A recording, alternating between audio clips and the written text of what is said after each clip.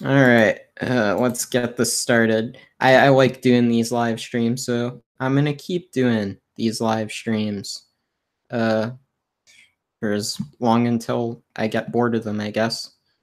It's a pretty nasty day in New York City. It's raining, it's pouring, there's thunder, lightning, all those things. Trying to prevent me from doing this live stream. So hopefully, there won't be any issues. I'm trying to look at playback. Okay, now it's playing. All right, hey Zent, what's up? All right, so I figured, it was kind of obligatory. I made a video. I went to AX. I did all those things.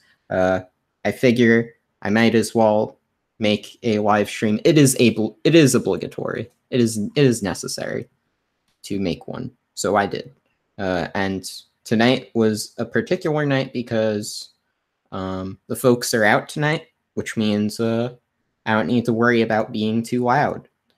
So that's kind of why I did this. But they finished painting for the most part in my room. There's still a few touch-ups, but I didn't bring all my stuff back in, so I had to bring the chair in.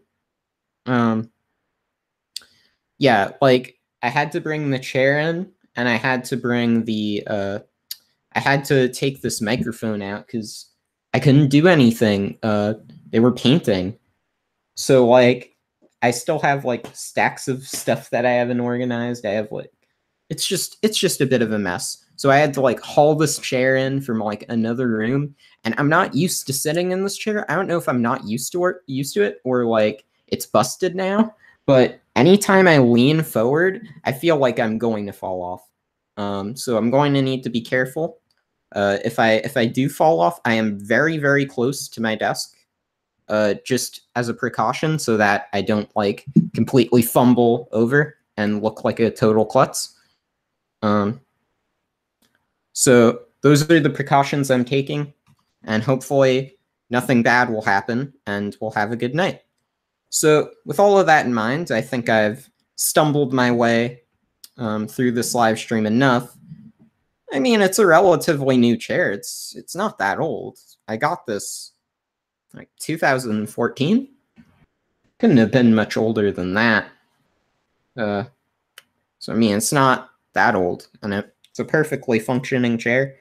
I just think I might not be used to it anymore because I've been using the couch pretty much exclusively for the last month. Otherwise, I'm doing well enough, I suppose. Maybe later I'll bring people in, maybe not. I don't know. I don't know how long we're going to be going tonight. It's ridiculously hot in my room, but I'm not one of those people who like turns on the fan or turns on the AC when it's this hot and I'm recording, because let's face it, you don't want to hear that background noise. No one wants to hear that background noise. Like, sometimes you have to make sacrifices for the greater good of the content, and I think this is one of those instances. All right. Photo GNN, what's up? I hope you're having a decent night or wherever it is. I mean, I'm relying on Eastern Standard Time here. I assume other people aren't. Hey, Prideful Masters here, Use here, usual stuff, usual suspects.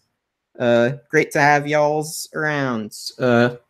Yeah, I guess, like, should I, like, there's 10 people watching now. I think it's worth some time to talk about what I've been doing, talk about the post AX, the post video, the pre AX, the pre video, all those things. So I didn't get into any beef with Zarya.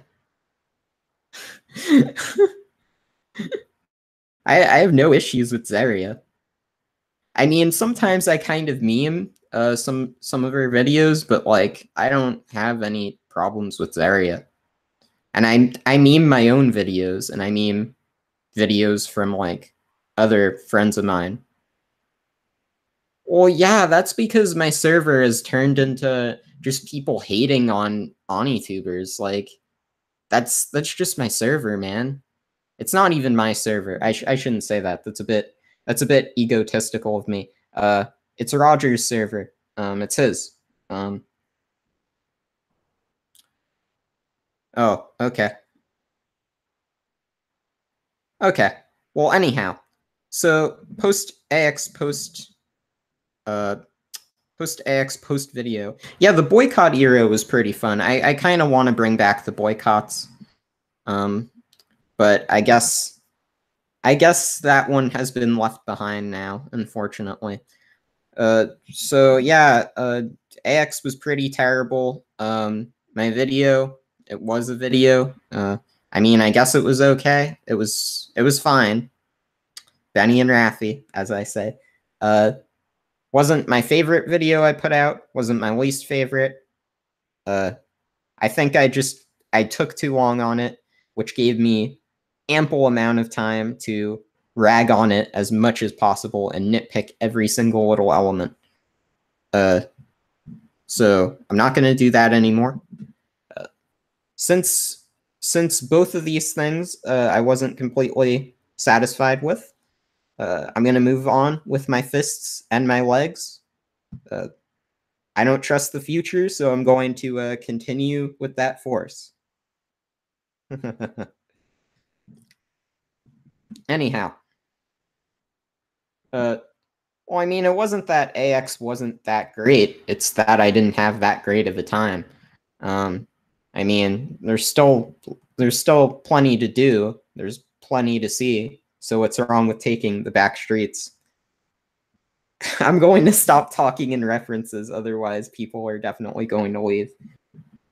But anyhow, so the issue with AX wasn't that there wasn't a lot to do. The problem was there was a lot to do, but they kept having everything on Friday. Like, there was so much going on Friday in particular, and it kind of aggravated me because it pretty much guaranteed that I wouldn't be able to do everything I wanted to do. And I get that it's sort of an issue on two fronts, because you have to understand that, like, it's going to be difficult to negotiate with Japanese staff in particular when they're from a completely different continent, let alone a different country. So, like, already you're having to negotiate with those time frames. I mean, there's jet lag also involved. So there's going to be a lot going on there on that front. But also, in theory, it would make the most sense to have all of these different events going on at the same time, because then no one feels like if they miss one thing that, oh, I missed one thing, but that means I can do this other thing instead, and that's fine. But there comes a point where it's like there's so much going on at around that time frame that, like, the people who want to say do more than one thing can only really do like one thing. And that's a bit unfortunate. I still was able to see Kisone to Masotan panel and Persona 5, which both of which I wanted to see, because I wanted to I figured that if I went to the Hisone to Masotan panel, I'd be able to see a good amount, because my plan with going to AX was the idea of, how can I go to the, like, I'm not going to be able to go to all these panels, so how can I see the staff I want to see by going to, like, panels they would also be in, or, like, just so happening to be there due to coincidence. And so Hisone to Masotan was very much a part of that plan, because I got to see a number of the different staff that were also going to be at other panels. So it kind of just made the most sense to me. So that kind of bugged me. Other big thing is that AX staff still don't know what they're doing. I still had to run around looking like a... Well, I already did look like a schmuck, inevitably, because I was wearing, like, a freaking hood and, like, a fleece jacket in, like, 100-degree weather, just because I didn't want to get sunburn, because I didn't bring sunscreen. So that was already an issue. So yeah, I don't know. It was a massive L. I didn't get to go to the YouTube meetup. I didn't get to go to the YouTube meetup. The other big thing was my Airbnb room. I didn't realize that there was a refrigerator with like a drink dispenser outside the room. So I thought, you know, where on earth am I going to get drinks? And I'm not going to spend money on a bottle of water. No way, Jose. If I don't have to. So I just drank out of the sink, out of the bathroom sink. Uh, and that's how I stayed hydrated. So, well, it's a funny thing you bring up cosplaying because when I was dressed up in my big my red fleece with my hood on, wearing like shorts, I looked like a punk. I was walking down the street and there was like this there's this restaurant area and some guy was like, "Hey dude, can I get a picture of your cosplay?" And I had to be like, fam, this isn't a cosplay." And it was like absolutely embarrassing. It wasn't right. So that's kind of what went down with me in regards to AX. There was it wasn't the best. Needless to say, uh, I didn't get to go really meet with anyone except for the folks over at Dewase Entertainment on day 0, which they didn't even capitalize because the Name That Anime Tune panel was that night. And of course, I killed the competition as per usual because I'm very good at remembering a lot of tunes. I didn't get all the ones I wanted to, unfortunately, because there were some I forgot. But I was practicing with Sheep, my good friend Sheep, beforehand. But even so, I didn't do as well. I still won, but like, I guess I didn't decimate the competition quite as much as I was expecting to because they kind of had to put a stop on that so that I didn't completely like I get the idea. They don't want to have like everyone else be at like 0 and me be at like 1,500 points or something. So there was that going on, but my issue in regards to that was less the folks who were running it, who are good people, and they're really good people that I think very highly of, and I like hanging around. They're fun people, but like the the problem was it was on day 0, which not a lot of people come to by comparison. The room was definitely bigger. It was a bigger room than last year because at first I thought it was around the same size. Then I actually went to the room that it was hosted in last year, and it was definitely a bigger room this year. But like it was a shorter panel. I think it was only was it like an hour long? I think it was only an hour long. So they were only able to get like 2 games in before they had to call it quits due to technical difficulties too. So it was a major issue in regards to that. And I felt like it was kind of a bad situation for everyone because compared to the year before where it was really cool because the games were longer, firstly there were more games, so they gave away more prizes, which they gave away quite a few prizes last year. They only were able to give away really just the candy and 2 prizes this year. So it was kind of an unfortunate situation for them to be in. And I feel like AX kind of dealt them a bad hand because I think if they had it on the last day of the convention, like they did last year, for like 2 hours, which they did last year, they had it going for pretty long.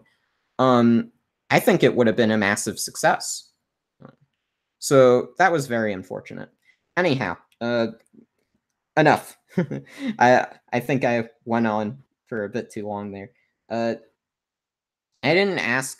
Uh, I didn't ask who the guy thought I was cosplaying as because I'll be honest, the heat kind of got to me, and I just thought that guy was making fun of me because I was pretty embarrassed of the fact that I was dressed like this because, like I said, I looked like a schmuck. Um, so when he said that, I just thought he was making fun of the fact that I didn't bring sunscreen and was just walking around with a freaking hoodie. But in general, I'm the kind of person who does those insane things where like I wear like really warm clothes, or like I don't like I I try to save money so I don't do certain things that I probably should be doing. Uh, and it puts me into tough situations, but I think it's ultimately worth it if I get to save money. Because I don't want to spend too much money. All right, so allow me to continue with those questions that I didn't answer earlier. Why I call it Anime AX? I don't have all the answers, I'm afraid. Top 5 favorite My Hero Academia ships. I don't care about My Hero Academia. Still didn't watch season 3 though. Favorite Sword Guy episode, was episode 8 the one with the overweight woman who was eating gold? I think it was like at the very, it wasn't at the complete end of the show, but yeah, it was episode 8. My memory hasn't completely gone out yet. Yeah, it was episode 8 with the overweight woman eating gold. That was the best episode of Sword Guy. Because it was absolutely ridiculous. But like, I mean, most of the show is kind of just disconnected stories about swords and guys named Guy, Sword Guy. Well, actually, there's only one Sword Guy. Anyhow, let me continue. So let's see how many people we got going here. 12 watching. That's a decent sized number. Usually I can pull a little bigger, but you know, it's a Friday night. It's kind of still early. Usually, 13 now. It's still kind of early, so I figure some folks perhaps, you know, it's kind of late. So, well, it's kind of early for me because usually the number increases the later it gets. When people have more time. It's a bit of a busy night after all. It's on a Friday. Have I seen Razafan? Why, yes, I have seen Razafan. I saw it a while ago. It's pretty cool.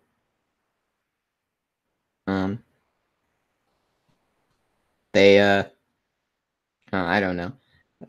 I don't know what to say about Razafan. You remember in Evangelion when Shinji got with oh wait, I can't. Never mind. I'm not going to continue. I got upset, you know, when a certain someone spoiled a certain show for me. I'm not going to be spoiling shows on live streams. Rest in peace, Clanad. I'm still never watching it until a certain someone says, at the very least, my bad. The production for Sword Guy horrible. I mean, I think it functions. It's not very like visually engaging, but like I guess it functions. So I mean, it wasn't bad enough for me to lower my score or anything. Oh, hi, Anime Wolf 7. Sorry for that horrible pronunciation there. Of a fairly straightforward English word. I guess I hope you enjoyed AX. I guess. Sure. Yeah. We'll go with that. What are my thoughts on Bobobo? I quite like Bobobo. It's meant a lot to me over the years. One of my favorite episodes of Bobobo is Pasta, the Perfect Food. Where they met they have one more ride on the spaghetti slide, and you know, Bobo's all like, I'm a pasta prima donna, because I always felt that was like me. You know, I like pasta. It is the perfect food. So yeah, that's always been my favorite episode. Favorite episode of The Perfect Insider. Ooh, that's hard. That's actually hard. I mean, I think it had a really strong introduction. It's difficult to say because I feel like the whole crux of The Perfect Insider is that it has a strong introduction, a very shaky middle portion, and then a pretty solid end. Because what happens is then during the middle portion of the show, it kind of just focuses solely on the mystery and kind of puts a lot of the show's themes like to the side. If memory serves, I actually did rewatch some of The Perfect Insider last year, or was it? It was either last year or the year before. And I thought the first episode was really cool. The finale, if I recall correctly, that was the one with the big monologue, and that one was also pretty neat. So maybe one of those is my favorite episode. Top 3 anime of 2018. Ooh, I don't even know. I'll be honest. Like, I thought I was into some of these shows, but I don't even know like if I'm into them in the same order I was. Like there has been really nothing that's been like a huge favorite of mine this year. I mean, there's plenty of shows I've been repping, but like there's nothing I'm looking at and I'm like this changed my life or something. I'm not really feeling that this year. I didn't really feel that last year either, I'll be honest. Maybe I'm self-sabotaging a lot of the time. Well, the problem last year was that a lot of the shows were like a lot of the shows I liked were fine. They were solid. A lot of the shows were solid, but like the sequels were strangely underwhelming. Like a lot of the shows I enjoyed the first season of, the second seasons were kind of a step down from. The only one that I thought was like genuinely a step up from season 1 was Psychono, which I thought had a really good season 2, in comparison to the fairly decent first season. But like in terms of season 2's, Rakugo was on par, and Sangatsu I'd say was on par too.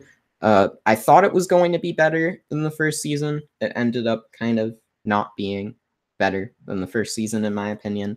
I wasn't as interested in the later arcs as I was with the first one. Right. Anyhow, I completely went off topic there. Excuse me. On Conrevo finally getting a DVD/BD release, why do you think it took so long? Oh, because of Daisuke. That's probably why. And licensing issues. Because the show's foreign releases everywhere else only started coming out this year. So it makes sense. Where was I at AX? All right, let me see if I can map out where I was at AX. I did see you at AX. I didn't say hi because I was sick, and I didn't want to. I kind of just wanted to leave.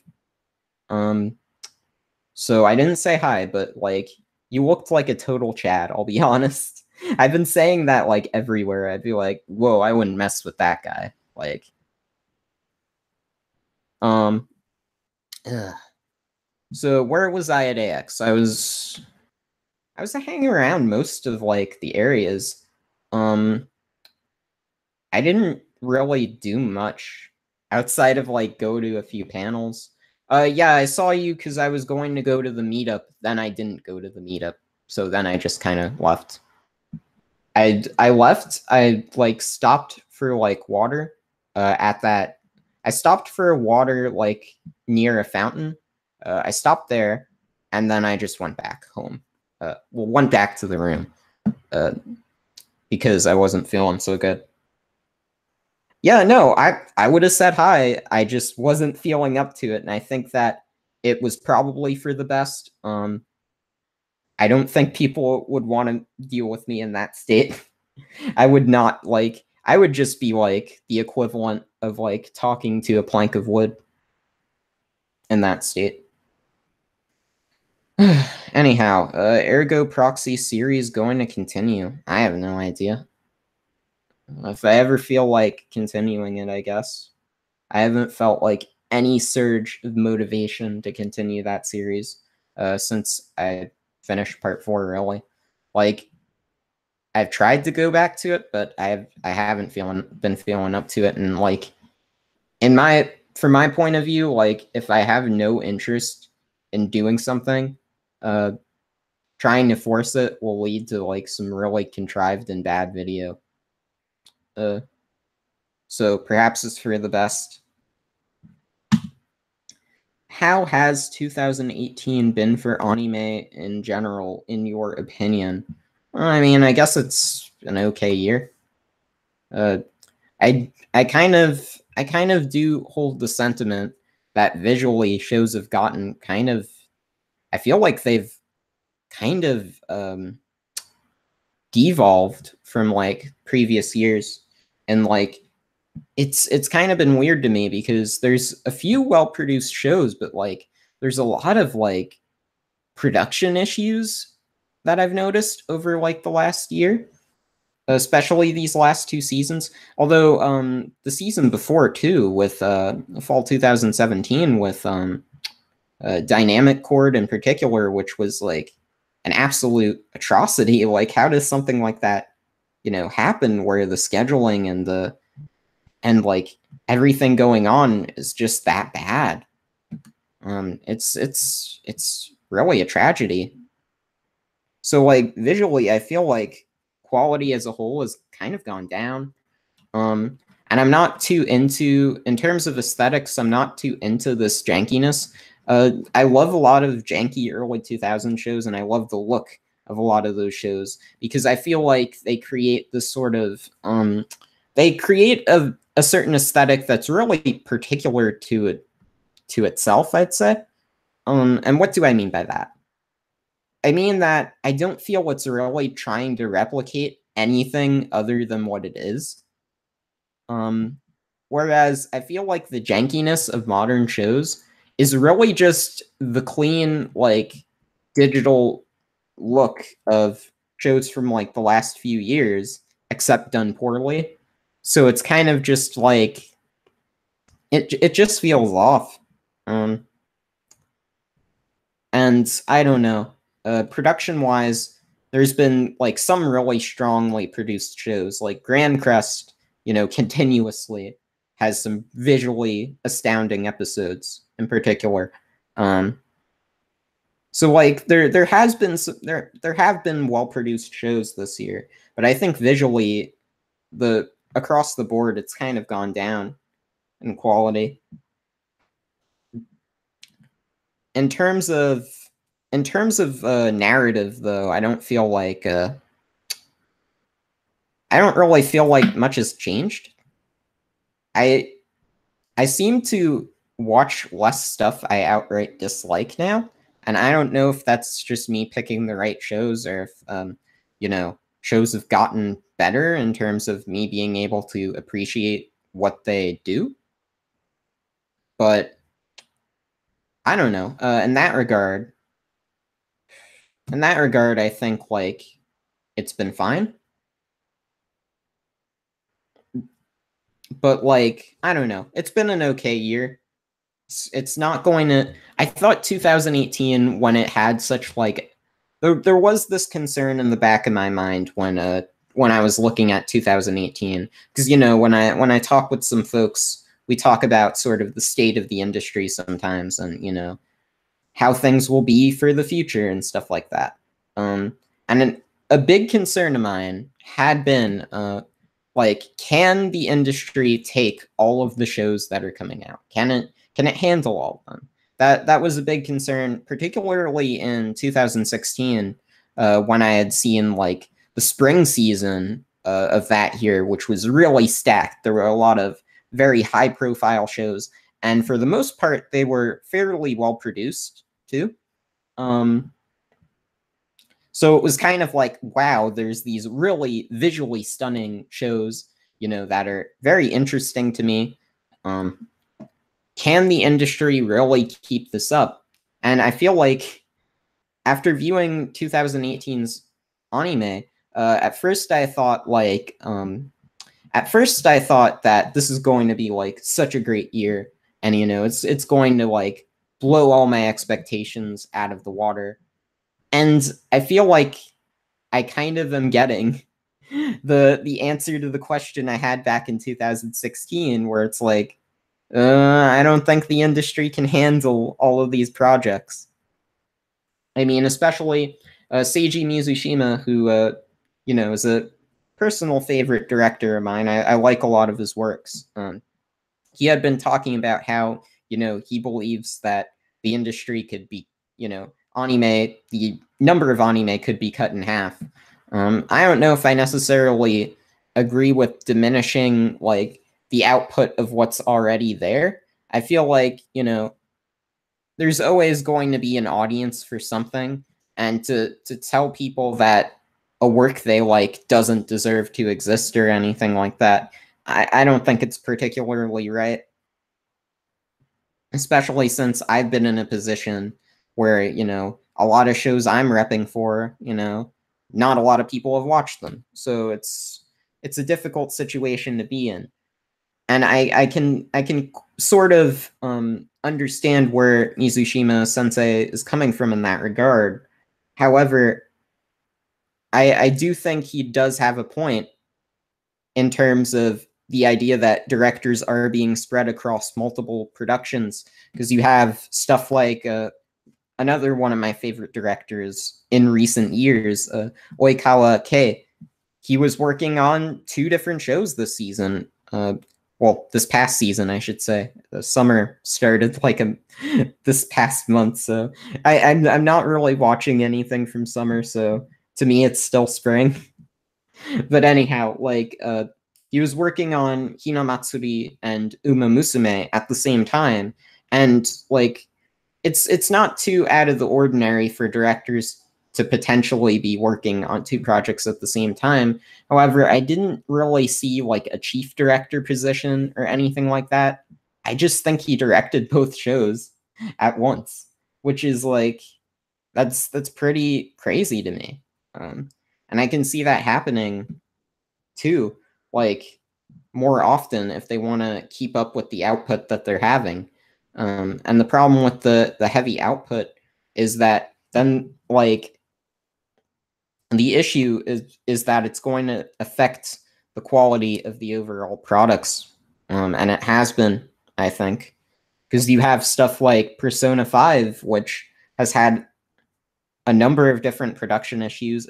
It's not really as polished as it could have been, even though it has a really talented staff. I mean, Masashi Ishihama, he's one of the best directors in the game. He directs, his the openings he directs, and like they're visually astounding. They're great. And it's unfortunate that even though he definitely is bringing his visual flair into the show, I can see it.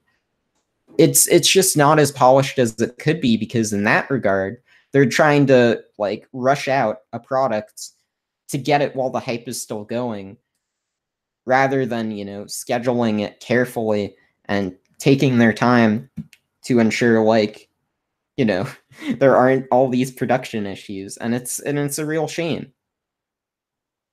And the problem too with these production issues is that people, when they see them, they don't think, these staff have it hard, they're working on these hard projects. What do they say? They don't say that. They say, oh, low budget, lazy animators, oh, they don't care about the product, it's just a cash grab. And it's like, that's not what this is about. It's not like, I'm sure if the staff were in a situation where they could make a better product, they would make a better product. But these things run on a deadline. They have to finish it when they have to finish it. And it annoys me how people were reacting to the Marhen Madhen situation, and how people are reacting to Beatless's recaps, when it's like, if it was up to Mizushima, he wouldn't have all those recaps, but like he wants the show to maintain a certain level of quality visually, and you know, I can't blame him for that.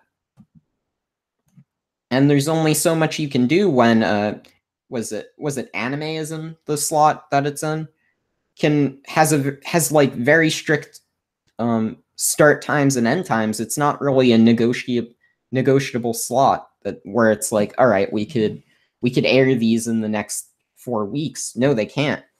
They have to go on to the next show. Or even something like with Persona 5, where I feel like a lot of people are kind of being a little too unsympathetic to the staff working on it. And I think it's just kind of a shame. Anyhow, let me continue. So yeah, overall, 2018 for anime, it's been a fine year. I don't think that like there's a number of shows I've seen that I've enjoyed. Has there been any like standout favorites for me? I wouldn't say so. But like, there's still a lot I didn't watch, to be fair. There's still a lot I didn't finish, which there was like a number of spring shows I either didn't start at all that I wanted to start, or didn't finish, or have not finished yet. Like the new Lupin was really good when I started it. I thought it was even better than Part 4, and I liked Part 4 quite a bit.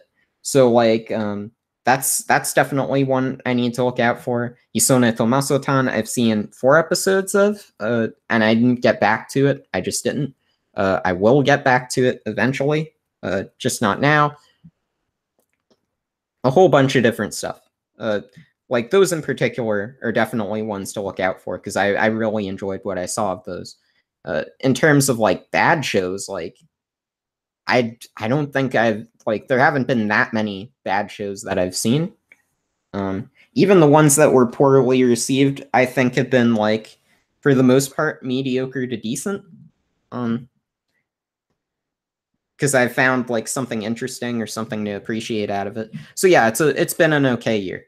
All right, so what do I think of Kamen Rider Blade so far? Ooh, that's a hard question. I haven't seen Kamen Rider Blade in months.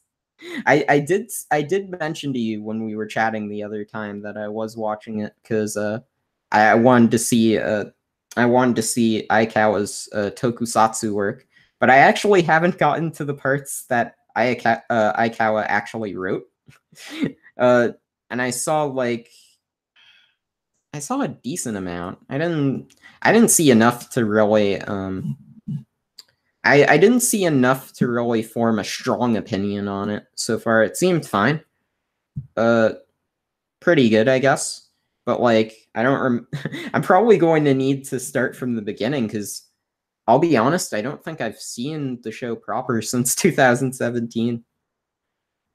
All right. Yeah, will I be there next year? Probably not. I did not have a good time at AX, and I don't foresee me having a good time next year if I were to go. And it's a huge amount of money, to spend going to it. And it's just like it's just very difficult for me. I'm from New York, having to fly cross country. And it was kind of a collaborative effort between myself and my family, because to them, they gave it to me as sort of a birthday present, where they'd sort of take care of my room and my flight, and I take care of pretty much everything else. But the flight really wasn't an issue due to flyer miles, so that's kind of neither here nor there. I won't get too much into it. Have we accepted mediocrity? I don't like that. I don't like that question, because to me it implies that people, that people aren't smart enough to enjoy above average entertainment, and it's like, to them it's not mediocre. So no, they did not accept mediocrity, because they're enjoying stuff they think is good. Like the fact that people, say that they bring up flaws or something. Like I noticed that with Digi in the debate he had with Scrolls on A1 Pictures, that he mentioned that Skrulls had like said, this is interesting, but this, that, and the other thing. And it's like, I don't really see him being able to admit flaws in a work doesn't mean that like he's accepting mediocrity or it proves that the work isn't good or anything like that. It's just that he's willing to admit the flaws of a work, and that in spite of those flaws, he's still able to enjoy them for what they have to offer that he believes is good. So no, people like what they like, and that's what it is. All right. Thoughts on the Netflix anime titles we've got this year so far? Netflix has been a colossal disappointment, in my opinion. I expected it to be like this really cool thing, and I expected it, strong production values and all that. It really wasn't that. Visually, the shows look fine. They function. Sometimes they have stuff that's really cool.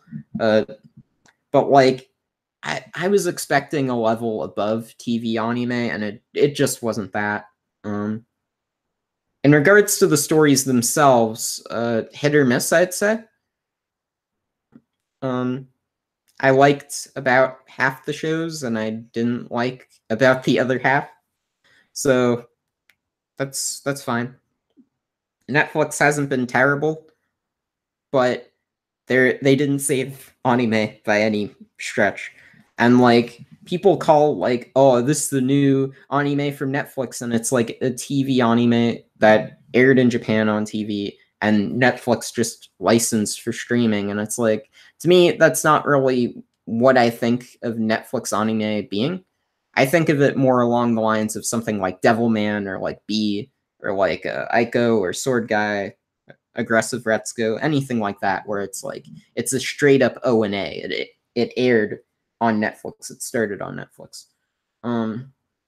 So I don't really consider stuff like Children of the Whales or like Isone to Masotan or anything like that, or Little Witch.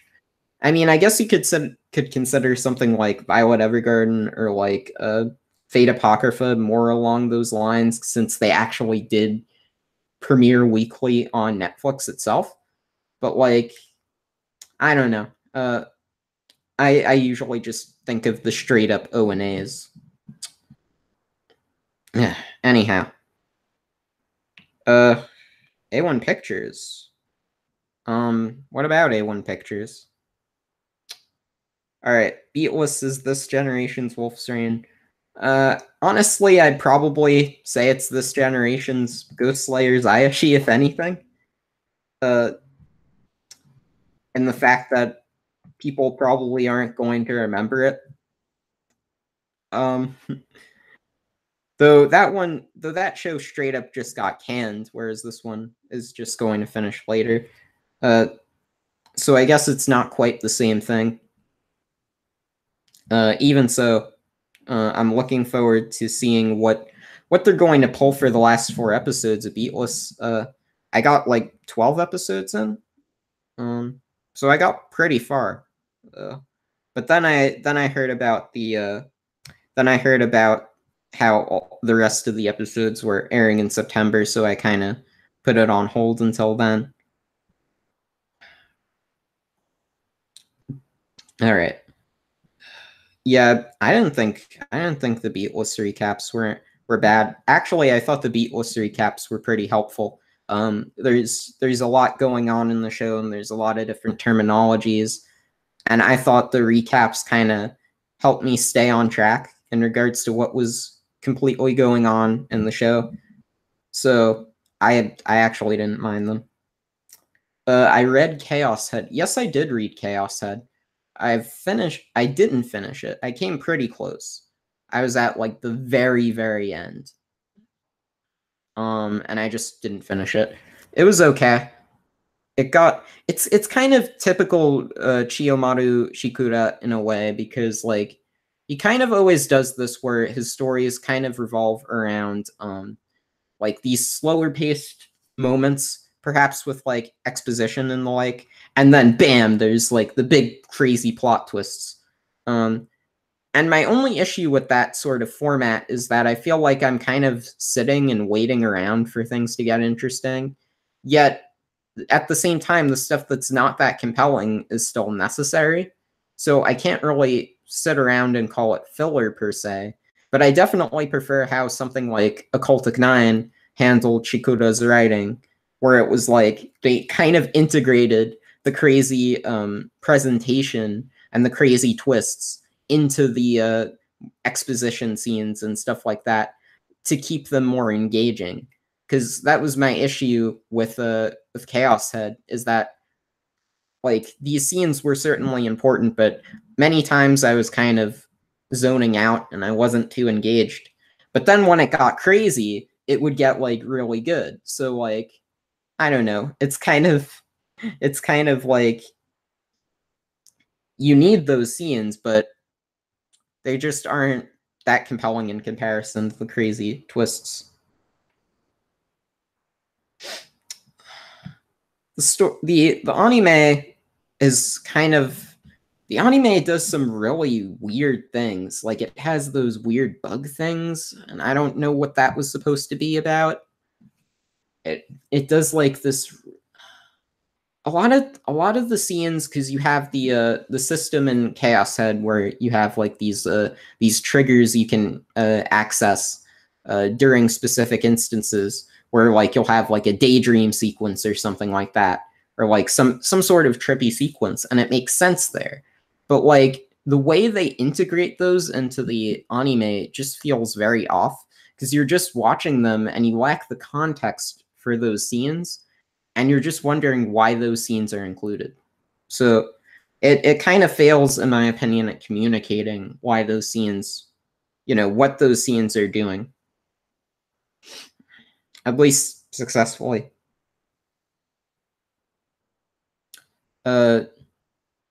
Science adventure adaptations aren't good, with the exception of Steins Gate. I rather enjoyed Chaos Child, actually. I thought it was a pretty solid show. People always say, well, like, avoid that adaptation because the VN is so much better, this, that, and the other thing. Look, I watched the anime. I had a decent time. I'm sure the VN does some crazy things. I'm sure it does some cool things. I'm not going to, hand wave the aspects of it that it might have done much better. But as an adaptation on its own, without viewing it from the lenses of the visual novel, I thought it was pretty entertaining. I thought the direction was very strong, and Silverlink did a good job giving away this sort of horror tone. It played with perspectives in very interesting ways, and particularly in the first episode, where it has like this first-person perspective through the smartphone itself. And I actually liked how it chooses to present the show's themes near the end. I thought it had like a very compelling and interesting finale. It was trippy, it was cool, it was fun. It wasn't great, but like I had a decent time with it. Robotics Notes I never watched. It didn't look very interesting to me. But I'll get around to it. Ugh. All right, Mr. Hater. I don't know how you got here. I don't know. All right, so who is the most underrated anime director? Ooh, this is hard. This is hard because I mean, I kind of want to rep for my man Nishi Kiori, because I feel like a lot of people give him a bit of a bad rap. I think like he's a really I think he's a good director. Like, he's had a lot of really interesting projects. I was talking to Sheep about Nishi Kiori, and we were discussing how it felt like after he directed Index, strangely, like, all the people he worked with before Index, he just stopped working with them. And, like, he kind of got put into this bubble of just, like, directing, like, light novel adaptations, or, like, otaku aimed like manga adaptations.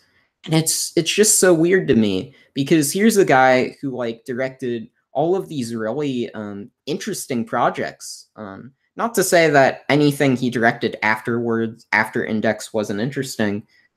He did do a few things that were kind of odd after that.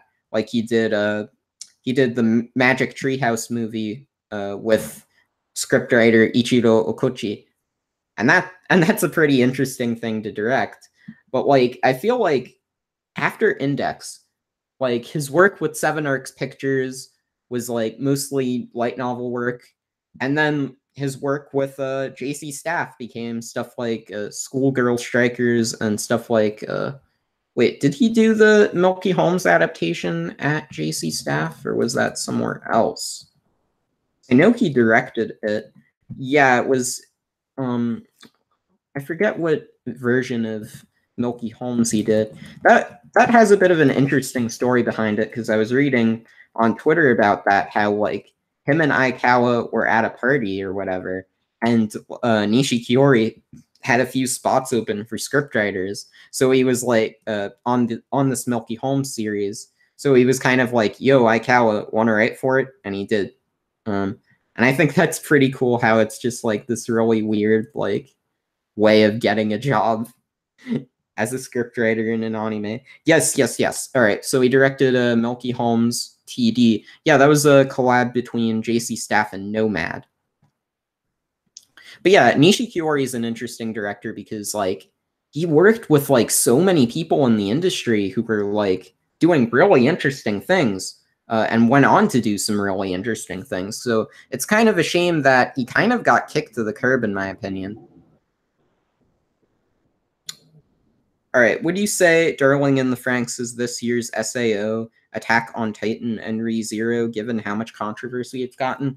I would say no, in the sense that all of those shows I didn't get tired of hearing about.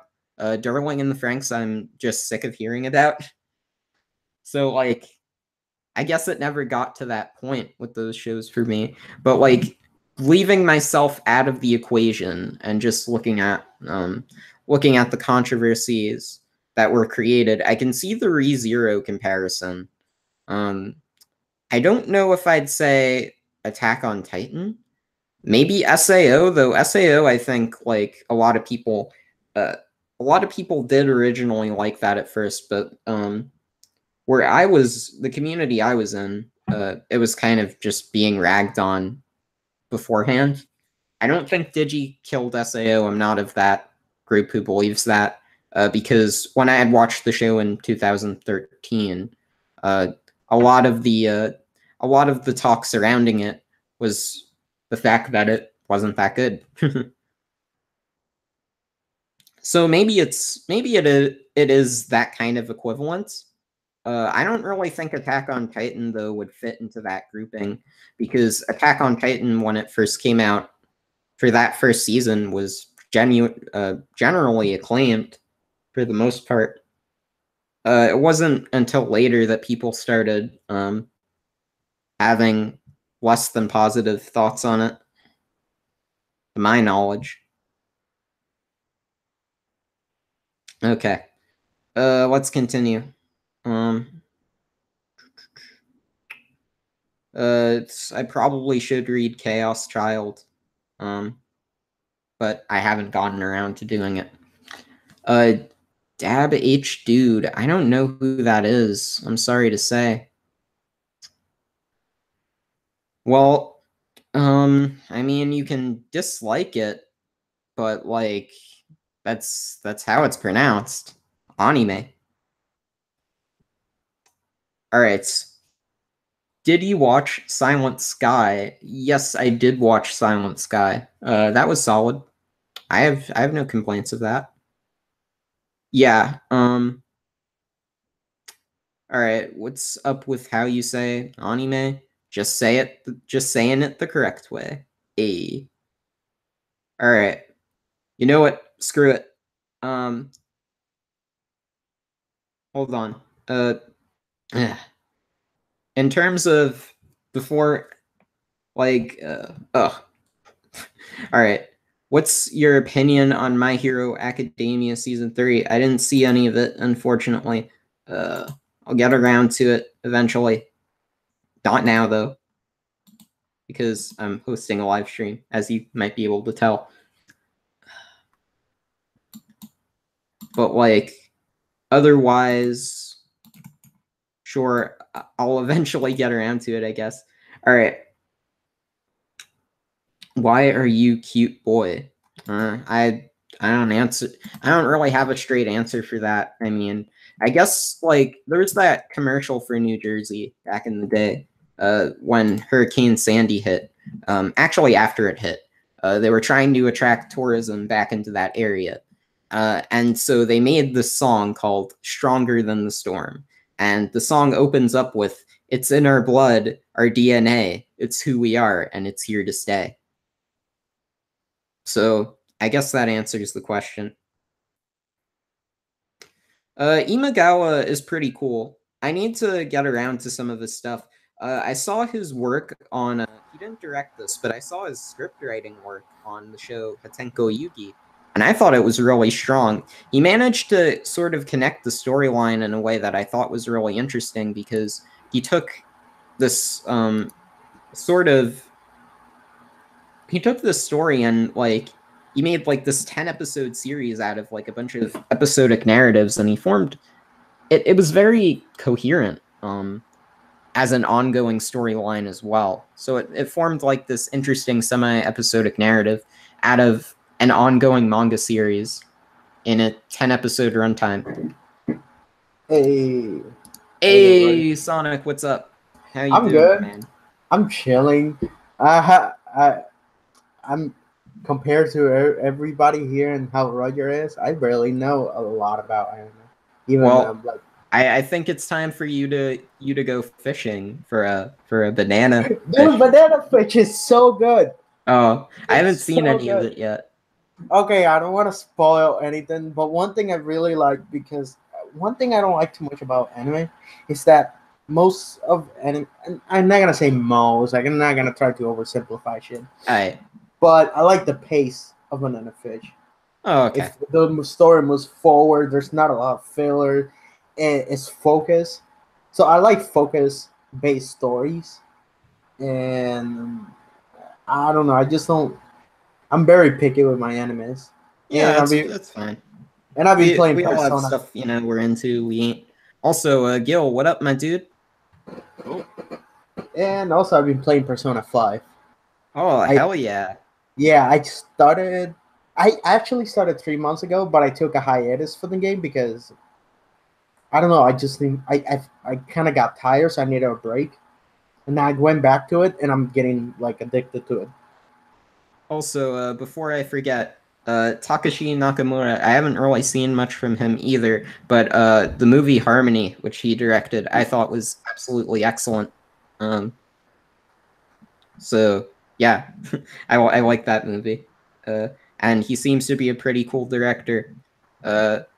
Anime, which anime? Ooh, which anime studio has most favorite titles? Bones. Next. What's next? Oh, Gil. By the way, did you fix your mic? It was kind of shaky. Wait, what? You good? Yeah.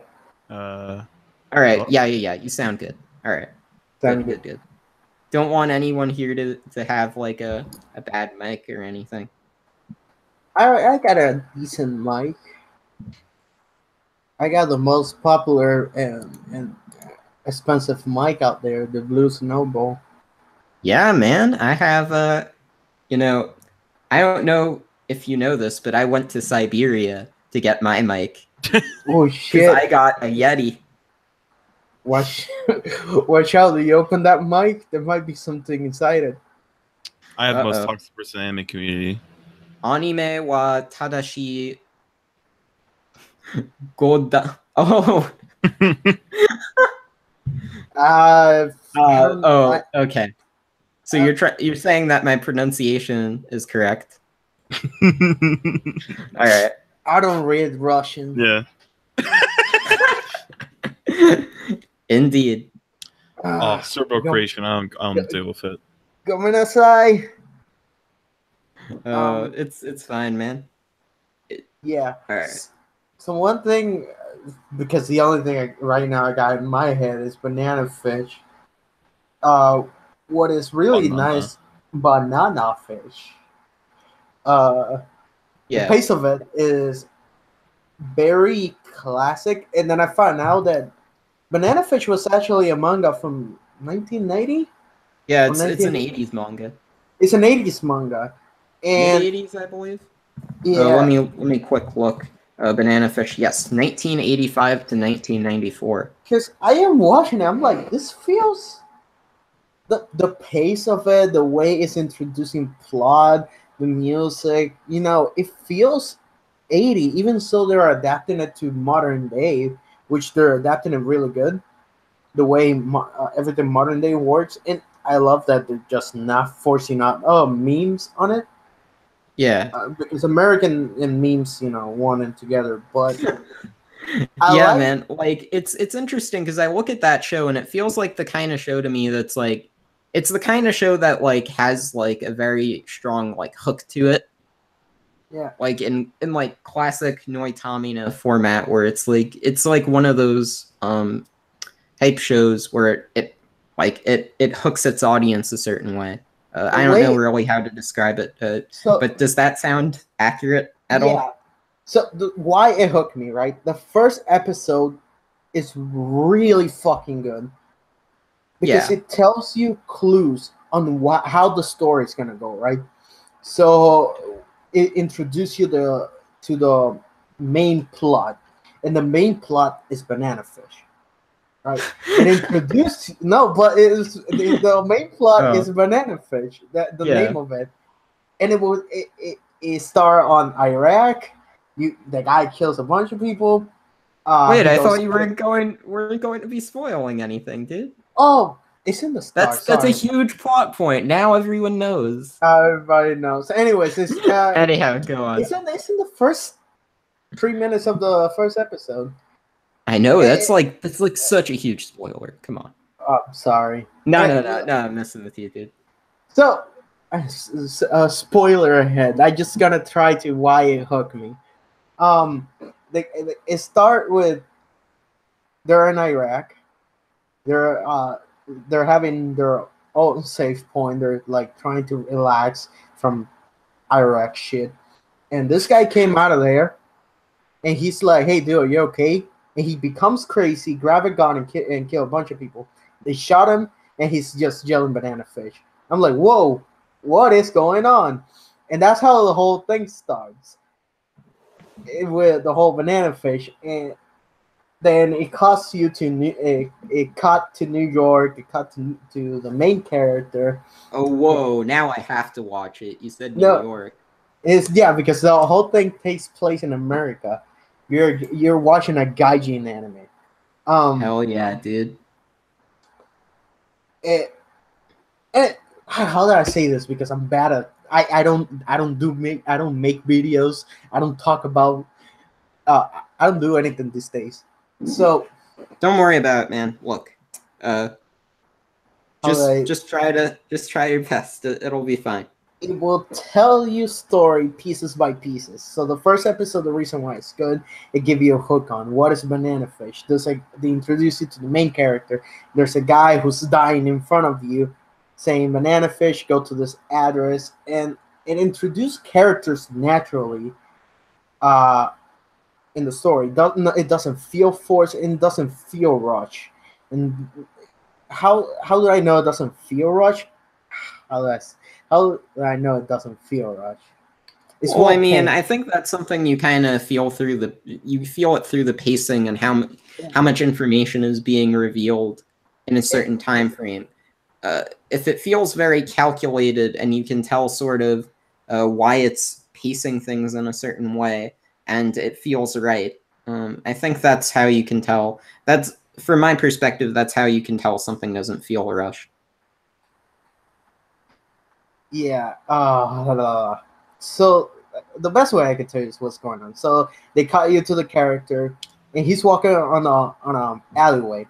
He saw this guy dying in the floor. Banana fish. Yeah, and the guy asked.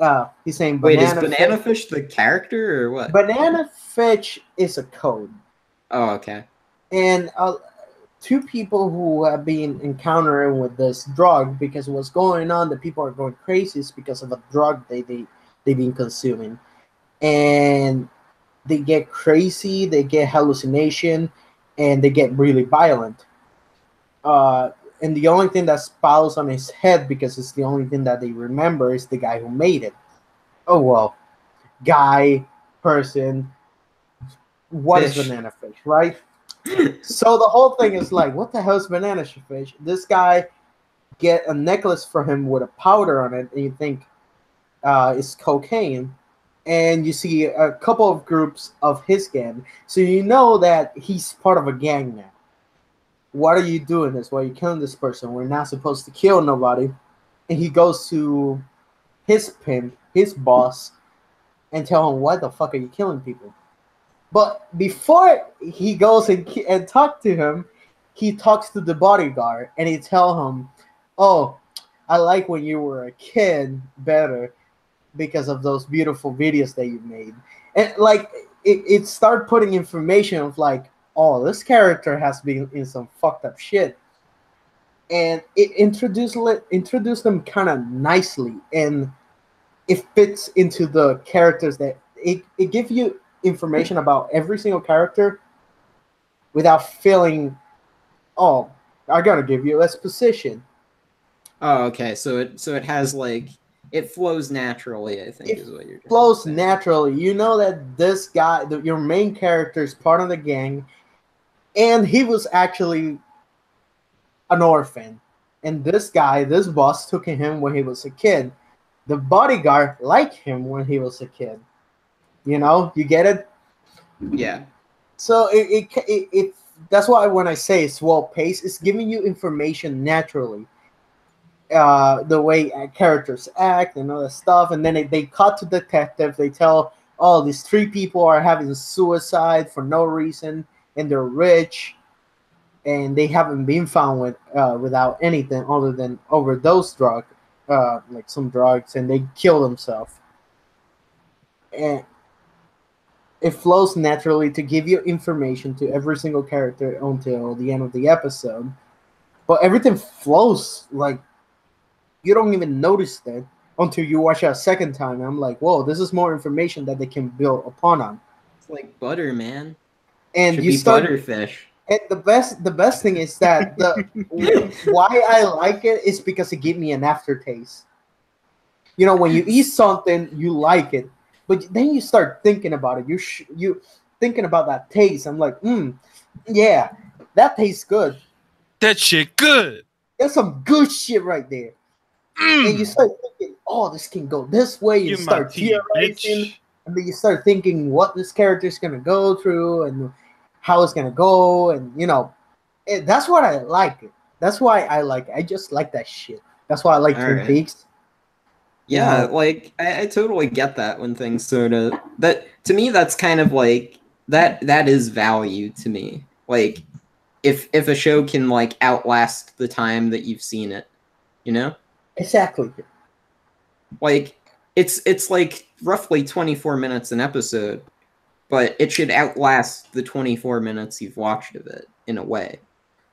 So that's why I say it's like Yeah. one thing I like about Banana Fish is well paced. It's actually really well directed. The lines, the voice acting, the animation is like not top tier, but it's really nice to see. The backgrounds are really nice to see. And one thing I really love is the soundtrack. I love the score. It's XKOANI stuff, right? I don't know about the staff or anything.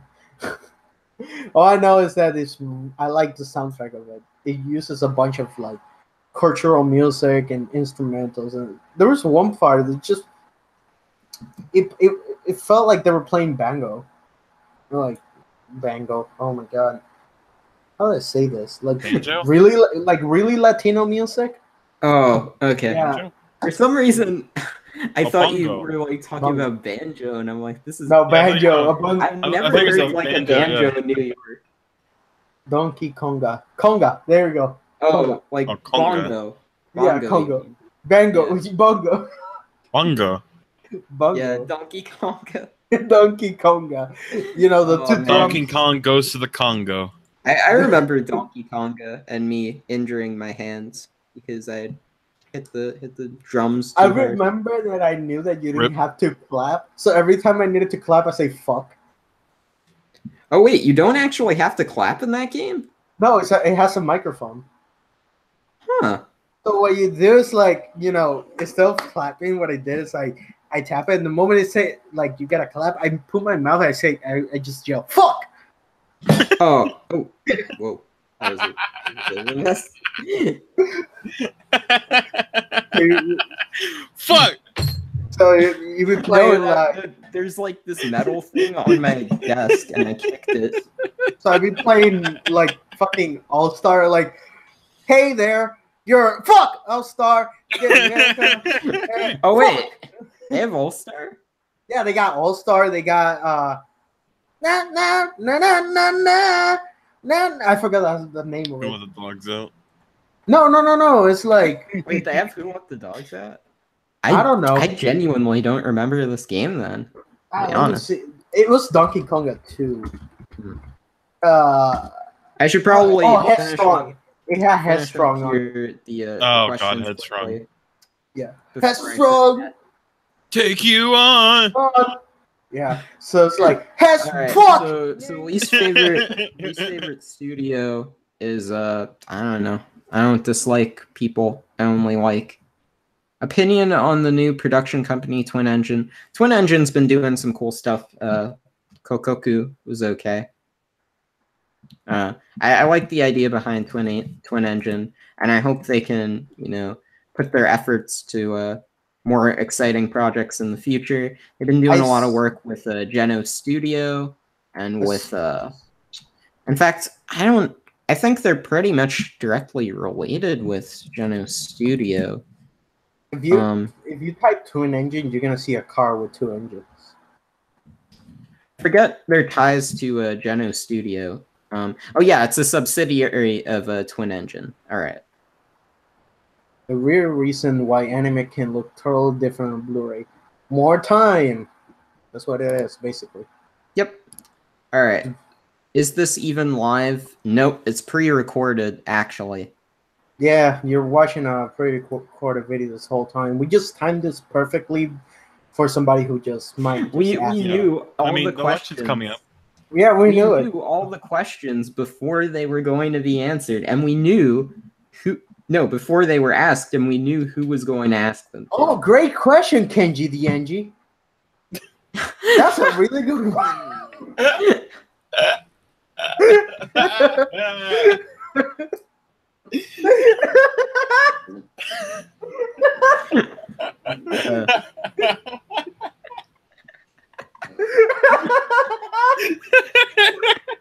2 hours later, we're still gonna be laughing. This is a laughing stream now. Not a live. Fuck. Oh man. Code Geass or Eka 7. What? I don't understand the comparison between the two. Of Like, what? they're both mecha shows? They both have flow? Is that it? Roger, apples or oranges? Ugh. I'll take Pineapple. my Iyashike over your lousy Nichi Joke any day. I Because only my watch Yashike is relaxing. mecha for the porn.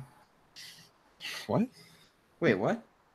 I use mecha porn. You know that machining, the fingers moving, the oil. I'm a car mechanic.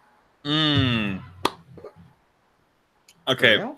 I thought you were a Twitch streamer. Yeah. Is that a real job? Yes. My real job is fixing cars. I was really confused I fix cars for a living. by you just saying I watch Mecha for the porn. Yeah. Did you see Gundam like fucking the pilot? Wait, the pilot as in like the pilot episode or like the pilot? No, Like, the who's piloting? I don't. I haven't watched Gundam. Do they have like the pilot has a different name? Well, the pilot episode. No, like the pilot, the guy writing Oh. the Okay, like the person piloting. All right. yeah. Well, I mean, there's a few pilots. I mean, which one in particular? No, I'm talking about Gundam just fucking his writer. Oh, okay. You know, That would be weird. Putting that purple thing. a writer. Also, I didn't know. Like, I figured those studios were in partnership with Twin Engine in some way, shape, or form. I didn't know through what means or what was going on. But yeah, it's gonna be cool, I guess. The other one I haven't watched yet is the boxing one that I watched only the first episode and I haven't. Big old box. Yeah, that got better. It didn't get better, no.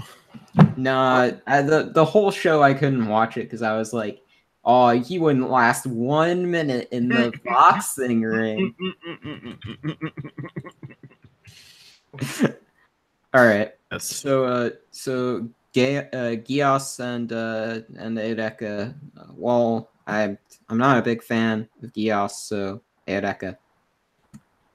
Kukike. No. I'm sorry, my Yashike is the only thing for me. All right. I think the other big thing I watched was Euphoria. Yeah, man, Hibike Euphoria, classic. Classic one. Yeah, man. It's like watching James Gunn all movies. Hey. All right. So on the topic of Eureka 7, how about that new high Evo? Was there a new one? I only saw the one that I saw. That's another recently. big one. The one I saw recently was good. I'm looking forward to seeing how that movie completely smacks right in the face of all those people who ever doubted its quality. It's just gonna be coming in. It'll be like, oh, you thought this was a recap series? Nuh-uh, and then bam. Oh shit! This actually looks nice. It's gonna be great. All right. Yo, how would I interpret the ending to Big O? Oh, that's easy. All right. What do you guys think of the Fate franchise? It's okay.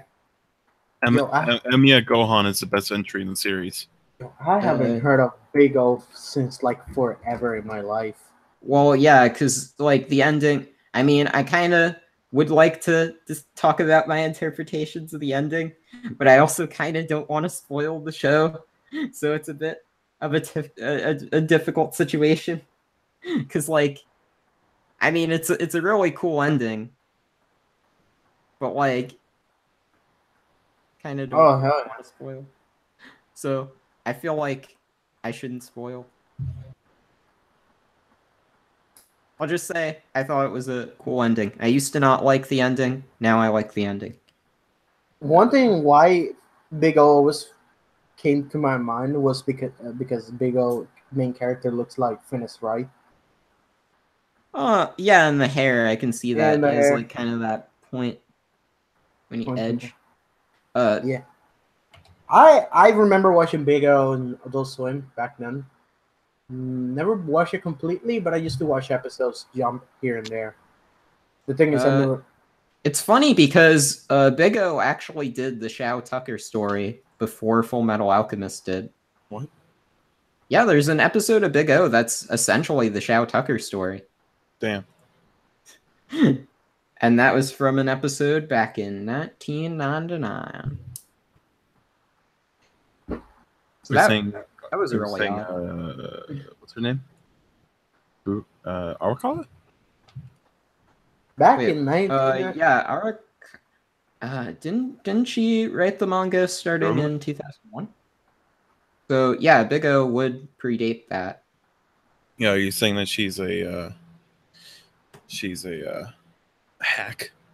Not particularly. I think it's a pretty good manga for the most part. I think the manga is a pretty strong story. Yeah, I still need to read the manga. I've watched Brotherhood a million times. Yeah, I actually prefer how the manga goes about the Rush Valley story. Because in the anime, I didn't really appreciate that story as much. But like, it kind of, I don't know, it kind of came together when I was reading the manga. Maybe I'll feel the same way if I rewatch Brotherhood now. But like, it really came together. What do you guys think is the best anime screenwriter? I don't know. Keiko Nobumoto, because she wrote the best anime ever made. What he made? The great one. All right. The great one? The greatest one, man. Chiaki's pretty good, but I don't know what's the best. Dude, Chiaki Kanaka's episodes of Razafon, he like kills it. Like, especially like his first episode of Razafon is like the trippiest thing. It's so good. I still get to Razafon. Like him and Hiroshi Onogi, who wrote like Noine and Birdie the Mighty Decode, I believe. Okay. His episodes of Razafon are also like really good. I did in the chat, I did a list of like who I felt wrote the best episodes of Razafon. I think Okochi's episodes were kind of underwhelming, to be quite honest. How do you But feel like, about the... I don't know, like Okochi's episodes of Razafon are strangely like they're very plotty, and they're not like they don't really stand out to me as much as like, because like with Kanaka's episodes, you really feel like his style being pushed to its limits in some of them because of how trippy they are, and like Onogi always has like the most like interesting episodes in terms of like character moments and like plot developments, and Enokito's episodes always have like really good character chemistry, especially I forget which one it was, the Megumi episodes. Aikawa's episode of Razafon is pretty good. I liked it. I don't think I like it as much as Konaka's or Onogi's episodes. Mitsuo Iso's episode of Razafon is also fantastic. Had a lot of really good staff on it. Hell yeah. So anyhow, yeah, Kanaka's really good, and his episodes of Razafon were really good. I need to watch. We should do a rabbit. Watch some of those stuff you were talking about. Oh yeah, man. If you want to do a rabbit, I'd be down to hop on over one of these days. I'm kind of a bit upset that I'm kind of a bit upset I couldn't make it to Saikano when you guys were watching that. I wasn't either because I was kind of fall asleep before everything. Also, that was a knee slap. Oh, okay. Yeah, like I don't know. I was down to clown for that, but I wanted to watch it, but I say, oh, it's 9. They're gonna start at 11. Let me take a little bit of a rest. That rest, I realized I woke up at 7 a.m. and Troy was like, "Hey, dude, are you gonna watch that?" So like, oh no. Yeah, I remember Try and Sheep were watching something one time, and I was like, "I'll join you for a little bit. I don't know how long I'm going to stay around." I go to sleep for like an hour and a half, and then I wake up, and it's like that was not an hour. I went to sleep slept for even longer, but I woke up. It was like 2 a.m. and they were still on the call, and I was like, "Yo, what's up?" They try go and they don't sleep. Yeah, I can see that. Sometimes like I'll wake up at like 7 a.m. You gotta also realize the call is still going on. You gotta realize they're in the other part of the American Earth. You know, they're like the Chinese of American. California is like the Chinese of America. Hey, Gil, you should answer this. Which anime film should be on Red Letter Media's Best of the Worst? None.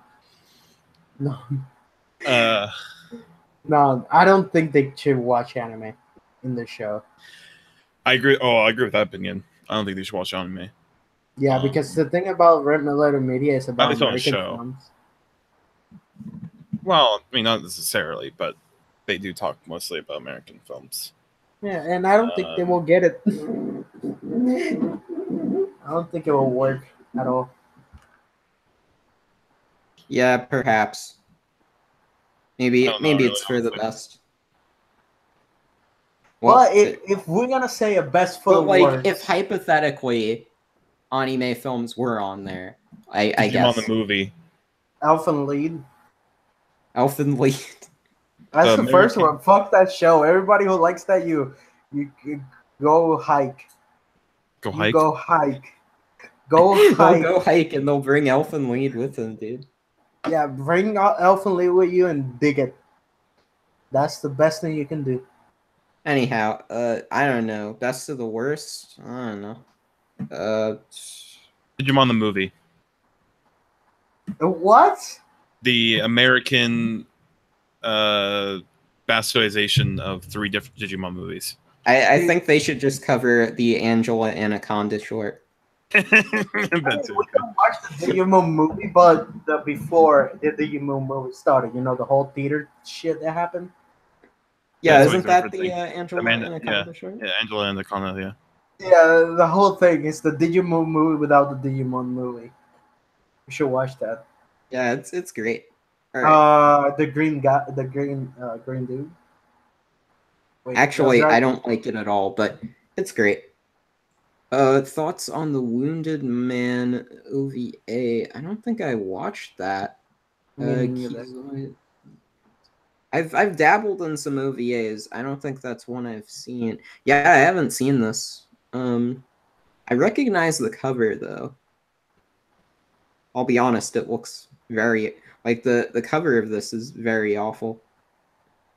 What on earth? Like the guys with like a freaking cowboy hat. What on earth is this? From Studio Magic Bus. They did. This JoJo? Magic Bus has been around for a while. Huh.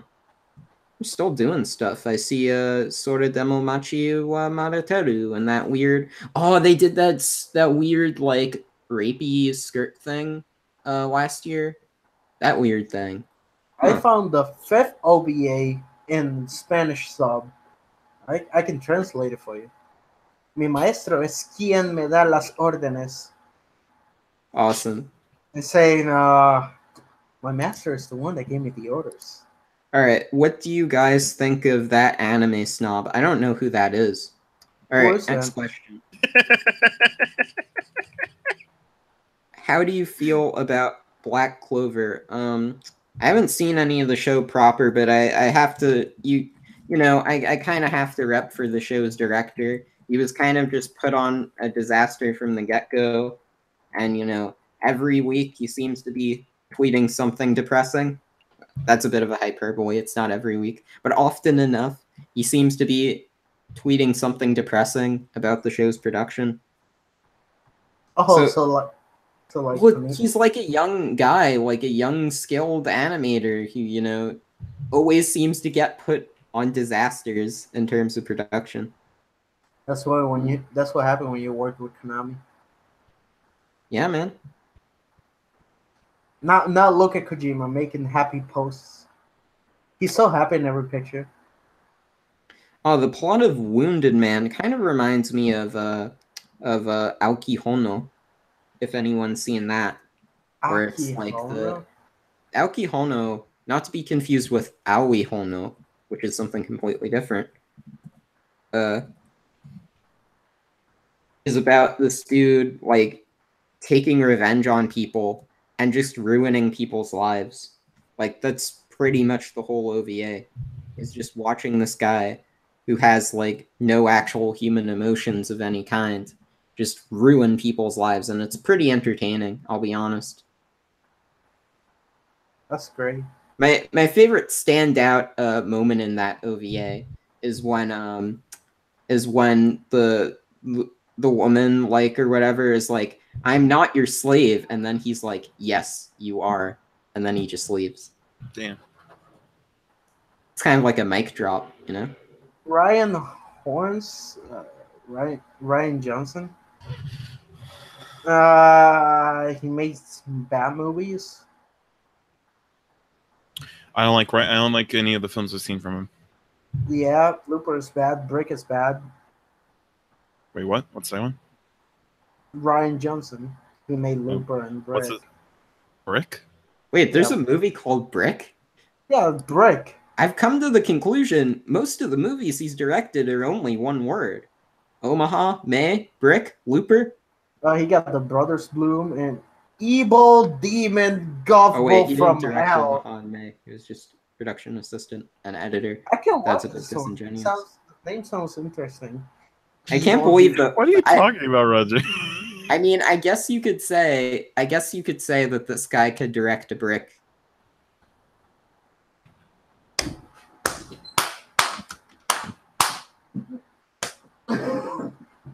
Damn. I gotta have a knee replacement. Underrated shows from in the era of the Switch digital. Gadgard, Gene Shaft, Hikai J, Goku-sen. Today I just remembered I actually did watch Goku-sen. That one's fun. Wait, from what time period? When they switched to digital and everything looked all janky. Digimon Tamers. Want to be the biggest dreamer. Pre-tier. What else did I watch that season? That I think is cool. Because there was Maharamatic, Oh yeah. Melody of Oblivion, Manga Dial. Soul Taker, Dot Hack Sign, even though that's still kind of popular, but it's kind of had a hate group in the last few years. It's good. Don't believe the hype. Benobashi. Kiko Senyo Rorin, that one's good. I like that one. Let's Onikai see. Teacher. Yeah, Gonagai Teacher. Gonagai Teacher. I heard of that one. Onegai Teacher. Gonagai Twins too. Yeah. You seen Midori's Day? Boshi to Hon no Tabibito. I'm still angry at Zeria for hating on that show. I can't listen to podcasts after that. I had to stop. Rip. I know people might have thought I was just joking when I said that in the comments. No, I did actually stop the episode after that, where Zeria was all like, Bean is the worst studio because they made Yami Toboshi to Hon no Tabibito. No, Yami Toboshi to Hon no Tabibito is very fun. It's kooky and it's fun. I don't care about but the Yuri isn't very good. I don't care. It's fun. I like it. Haven't seen it. Fruits Basket. You see that? You know those screen caps of that weird bird that I always post? Oh. That's from Yami Toboshi. Okay. That's your signature. Yeah.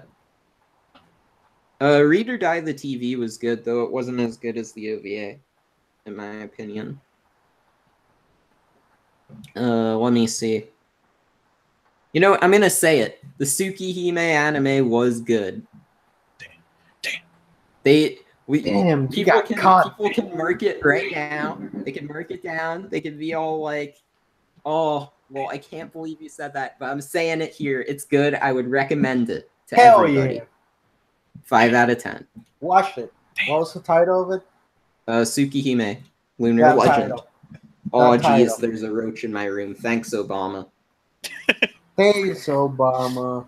Well, I don't know what I'm gonna be doing now. I'm not gonna be chilling with a roach. Kill it. I might be sleeping downstairs today. GTO is great. GTO. Yeah, sure. Any thoughts on fully progressive? Why you say sure like that? No, I'm watching my cat try to get the roach, I guess. Oh, that's interesting. Yo. Yeah, she's playing with it. Oh, hell yeah. Yo, Right. my cat brought a cockroach in my room in Puerto Rico, and she was so proud of it. I'm like, thank you. Why did you brought this in my bed? Hey, you know, a cat's got to do what a cat's got to do. Oh, you know the other thing that my cat used to like? She always sit beside My me Hero Academia? when I was playing Splinter Cell.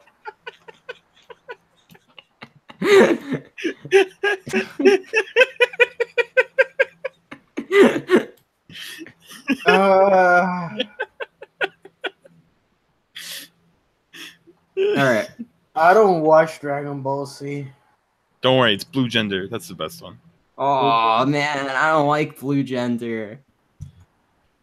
What is? Wait, what's I blue was- gender? Oh man, I don't like blue gender. Oh yeah, Otogi Zoshi. It's new school. It's old school. It's cool school. Like the thing with Otogi Zoshi, like you have two different stories, two different time periods with technically the same characters, technically not the same characters. Because it's the same.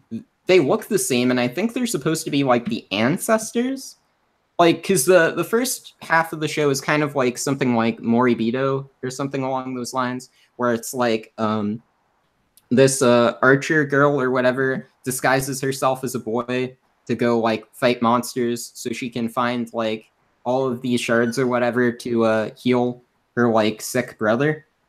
And in the second half, it's like this modern day like ghost story where she tries to find her brother. So it's kind of like, but it's technically the same cast because they look the same, just in two different settings. So that's cool. How is blue a gender? Is it ever explained? I mean, there's actually 3 gender. Because if it's blue, okay. Oh no.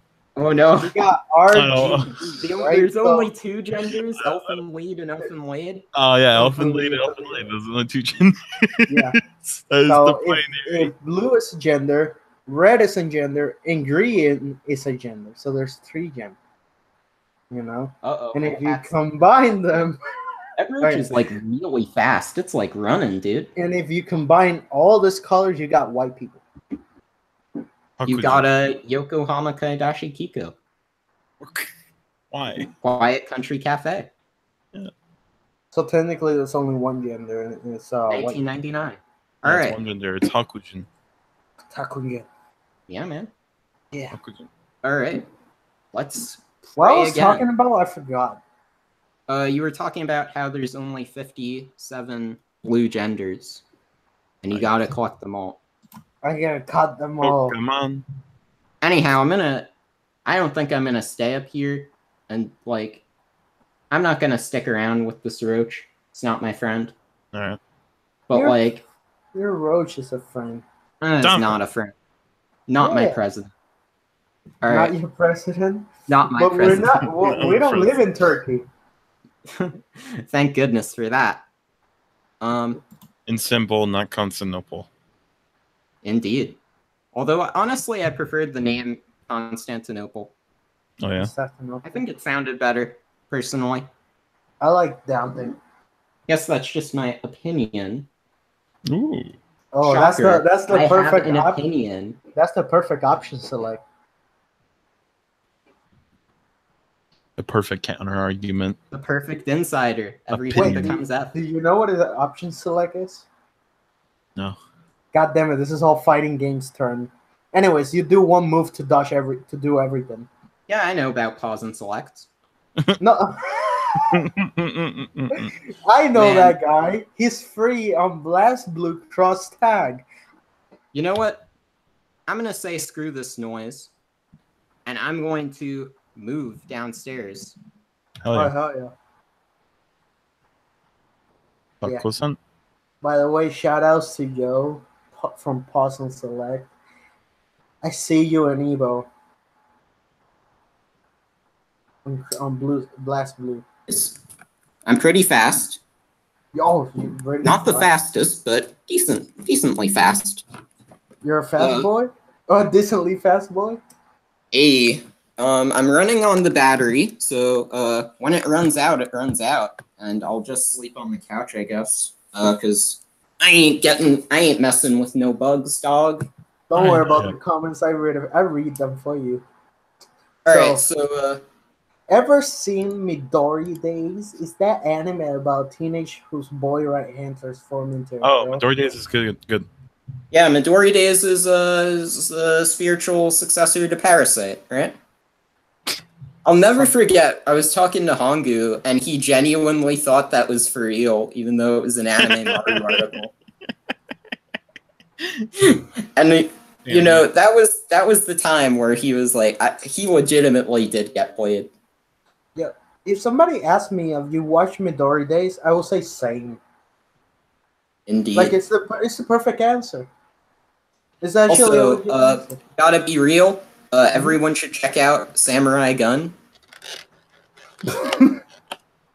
It's got samurai. It's got guns. What more can you ask for? Yeah, real talk though. Midori Days is a good And you got show. I rewatched it recently. really good singing. Singing. Yeah, singing. The lady who sings an American acoustic guitar in Japan. Oh, you're talking about Samurai Gun. I thought you were Samurai talking about Gun. Midori Days. I'm like, wait, I that's... thought we were talking about Samurai Gun. Okay. Yeah, Samurai Gun does have that. Watch Samurai Gun review. Yeah, man, Samurai Gun. Review. Yeah, look for that review. Get popcorn, get food, get chocolate. Tell your mother and your father and your sister and your no one has girlfriends, so don't worry about that. To go Man, away. dude, going for the jugular. Come on, we're all virgin losers in here. Well, I mean, yeah, but you don't have to, you know, remind people. Oh, don't worry, reminding people gives them power. Well, it might give some people power, but perhaps not others. Just be proud. Be proud. It's like what I say when I play Ruby, and I give them photo of my room. It's a bunch of Foshan. That's photo like this is what a Ruby player looks like. Also, wasn't Monica Rial the voice actress who got that picture with Chris Chan? Oh, really? Yeah, back in like the mid-2000s. Wait, Monica Rio? Yeah. Wait, let me see. Let me search this shit. I mean, I think she had like, I guess one good role. Oh, she had the voice of Boma. Oh yeah, Well, she wasn't the original voice, because the original voice has like this really raspy voice. She got a bunch of characters. Let me see Boma voice. Throughout the time, right? Voice act. Not the Japanese one. By the way, rest in peace to the original Japanese. Yeah. Yep. All about the respect. Yeah. So we got Tiffany Vollmer. Yeah, she was the original voice. The original voice. For Funimation's group. Mm-mm. Funimation's band. And what she made? She made, of course, Dragon Ball. I don't know what else. I need to check her IMDb. No, I don't care for. I don't care for any or most English voice actors. Well, there you have it. I really just know Monica Rial for that picture with Chris Chan. She just barely. You send this picture? It's if you look up Monica Rial, Chris Chan, it's like the first result. I really wanted to see this. Oh no. Oh fuck. Oh fuck! It is real. Oh fuck. Oh god. Oh, it's so cursed. Oh my god. Well, you know, you don't know these things at the time. You know, it was before he was known. With that, wait, Christian. I think this time. Wait, when this photo was taken? This link work. Oh no! Yeah. 2000. It was taken in 2004. 2004. Oh, Yeah. he picked a good year to take the picture. I'll say that much. By the way, he also chose the worst Sonic shirt. I let me tell you something. Sonic Hero is shit. I want. Don't at me. Sonic Heroes is a bad game. Sonic Heroes Don't is a bad at me. game. It's a bad game. Isn't Monica Rial the one who spread the idea that Ghost Stories did bad financially? No, that was what's his name? The guy with the high pitched voice. The dub guy. Joe, those Greg Aries? Chris Ayres. Chris Ayres. Oh, wait, Greg Ayres. Yeah, Greg Ayres. No, his Greg. brother Chris didn't do anything. Greg Ayres. Yeah. Yeah. His brother Chris is actually pretty quiet. Yeah, no. His brother Chris looks way different than he does. I'll be honest. That's true. Yeah. Like, jeez. But yeah, he had said that the show. I remember he had said that the show wasn't financially successful or whatever, and it's like it still gets reruns to this day. So like, I mean, just because they didn't really care what the U.S. did to that property doesn't really mean that it was unsuccessful. Like maybe they just didn't like if they didn't care like what people would do to it in English. Maybe they just didn't think it would be successful in the States. It's because sometimes. But she actually has talked about it though. Sometimes because sometimes like producers from Japan will say stuff like, you know, we intend it to be successful with these audiences, but not with these. We don't expect it to be successful there, so they won't really care about it. Like I remember when Masahiko Minami was talking about Niju Menso no Musume, is someone who was asking the question was a very big fan of the show. He had said that he had zero intentions of having it cross over to American audiences and did not expect American audiences to care about it. Here's an article that Sega said West gamers don't care about their games being westernized. Oh, they should care about that. That's important. I actually like that. I don't care. I'm in a part. I don't care things being westernized that much. That's why I like Yakuza. Yakuza. I don't know. I think it's really important, and if you're not taking a stand against English dubs and calling them, you know, Orientalism, unfortunately, you're doing things wrong. True. Adult Swim bullied Tsurumaki. What? Oh man, you're gonna be telling me that. Next thing you know, you're gonna be talking about how like, you know, the mangaka was so mean to Hideaki Anno. Oh yeah.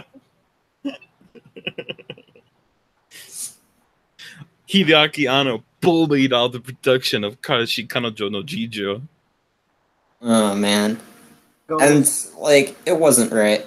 But yeah, my favorite bad line from an anime, it was that one line from Ushio and Tora. I took a screen cap when I watched it because I thought it was absolutely ridiculous. Let me find it so I can read it directly. Because I remember that time I was like, what on earth is going on? Why are they saying this? I don't think I have a least favorite. I don't. And if I'm gonna find one, I think if I'm gonna say from an anime, this is anime. Doesn't count with Doji. Oh no. I think my favorite lines come from everything that was translated in this hentai in Australian English. I think I tweeted about it when it happened. Ushio and Tora.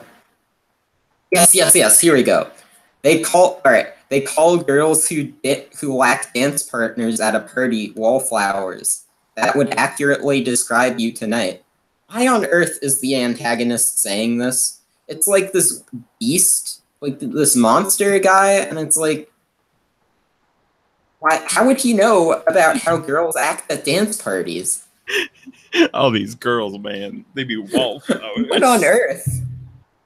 He's like a serious antagonist too, so it's like that one line always bugged me. If you had to pick an anime, that's the thing about high school girls. I get older and they stay the same age. If you had to pick, because they're in high school. Yep. You had to pick an anime. Matthew McConaughey is a philosopher. Animal. You had to pick an anime studio to represent the last Airbender elements. Which one? Avatar: The Last Anime. Never forget the Jekko Scrappy debate. Yeah. mm, Good as shit. someone who really, really hates Korra, the Legend of Korra, I just want the Avatar series to just not continue. Like the last Airbender was really good. Korra was bad, like really fucking bad. Like I don't care, don't even try. Unless the writer is a different person and they have more focus, I just don't care. Focus. I really don't care. Korra Oh was man, I saw that picture of Eddie on my timeline, and I It's so had to do a cursed. double take. It's so And cursed. I was like, oh no. yeah. Did I really see that? They're trying to model him after fucking Nagatoro. Just The being Christian, I was thinking, like, I was thinking long and hard about what to title this, and I was almost tempted to call this post AX, post video, post Fukushima obligatory live stream. But wait, why Fukushima? What happened in there? well, no, because are you serious? all right. Wait, So I'm out of Omni the loop. Studios to represent Last Airbender elements. Fire is going to be Oh, that's what he mean. Okay. all right. The element of surprise is going to be Kame Kaze Doga. You're going to be that element, the element of surprise. The element of blood bending. And in terms of the wild card, I'm going to put Holden reviews. Oh shit! Yeah. I never know what to expect from that guy. You will never expect what he's gonna mass into a transition. Well, I'll be honest, I don't think I've actually ever finished a video from Holden Reviews. I But- cannot. I mean, I don't want to cuss any one. I just gonna say I don't like his editing. That's it. It just makes me frustrated. I have no opinion. But Yeah, no opinion. Don't worry. That's me. the views of people on this live stream do not reflect the views of the Roger Smith 2004 channel, including True. views that are my own. They do not reflect the views of this channel. True. Yes. They do, however, reflect the opinions of Roger Smith 2006. Yes, Also, Roger is actually 13. 14. 14. He turned 14. Let's go. When did that happen? And Well, on the birthday live stream. June passed by and it came and it went. I was surprised too. Wait, you had birthdays too? Yeah, I had a birthday. Oh shit! I thought I was the only one who had birthdays. Yeah, same. Yeah. What do you guys think of Kata no Kyokai no Kanada no 4 rhythm across the blue? I heard Canada. It's the 5th movie is the best one. The 6th one is an absolute atrocity. So boring, like legitimately one of the most boring things I've ever watched, outside of the masters of slogs. Also, thanks Prideful Master for sticking it out a bit longer. See it. Keep running into the sunset. Be happy, boy. Yeah, I agree. Sorry, I still haven't seen Fully Holy Progressive. I haven't progressed. I still haven't watched. I need to rewatch the first Fully Crew. As do I.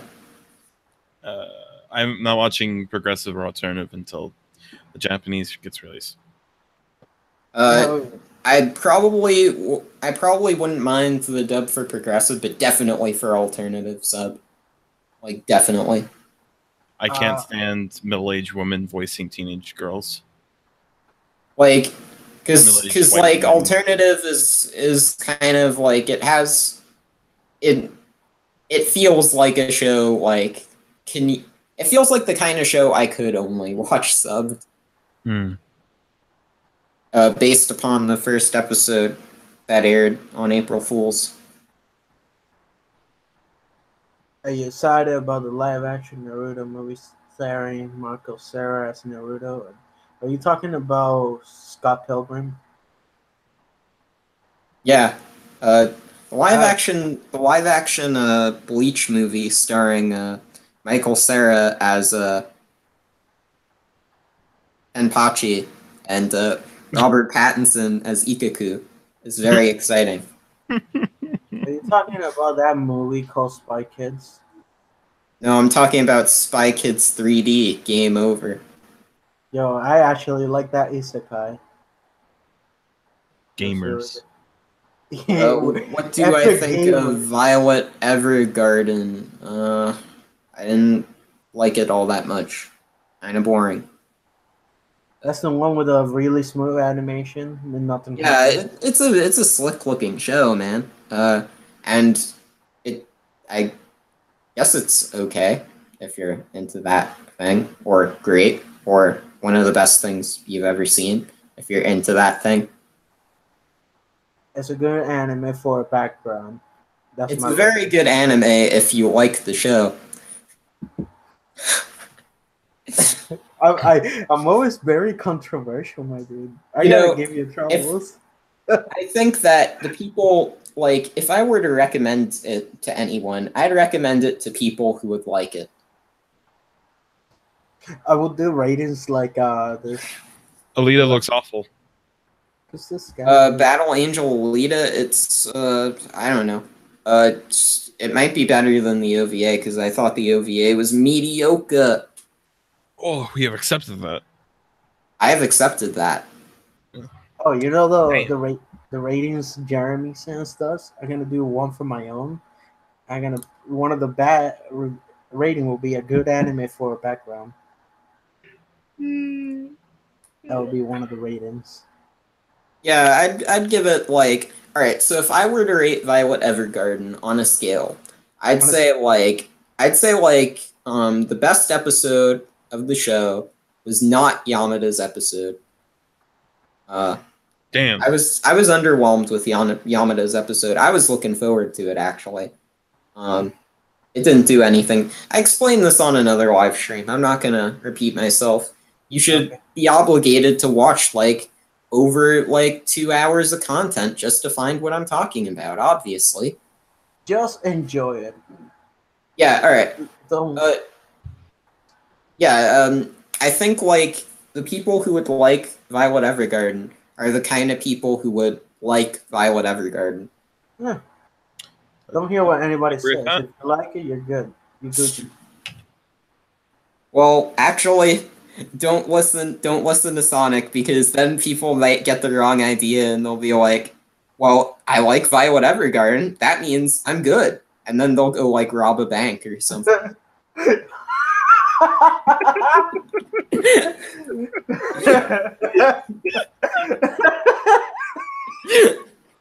I love this logic.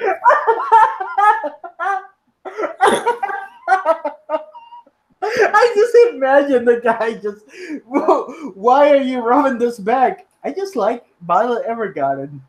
Well, no matter what they can do, you know, they can't be criticized now because they're good. Okay, you're here because you killed 3 people. Why did you do this? What was the reason? I like Violet Evergarden. God damn it, we don't have Free to anything go. on You're them. good. Good to go. God damn it, that son of a bitch got us. Oh man, but then it all comes together because they have to get sent back to prison.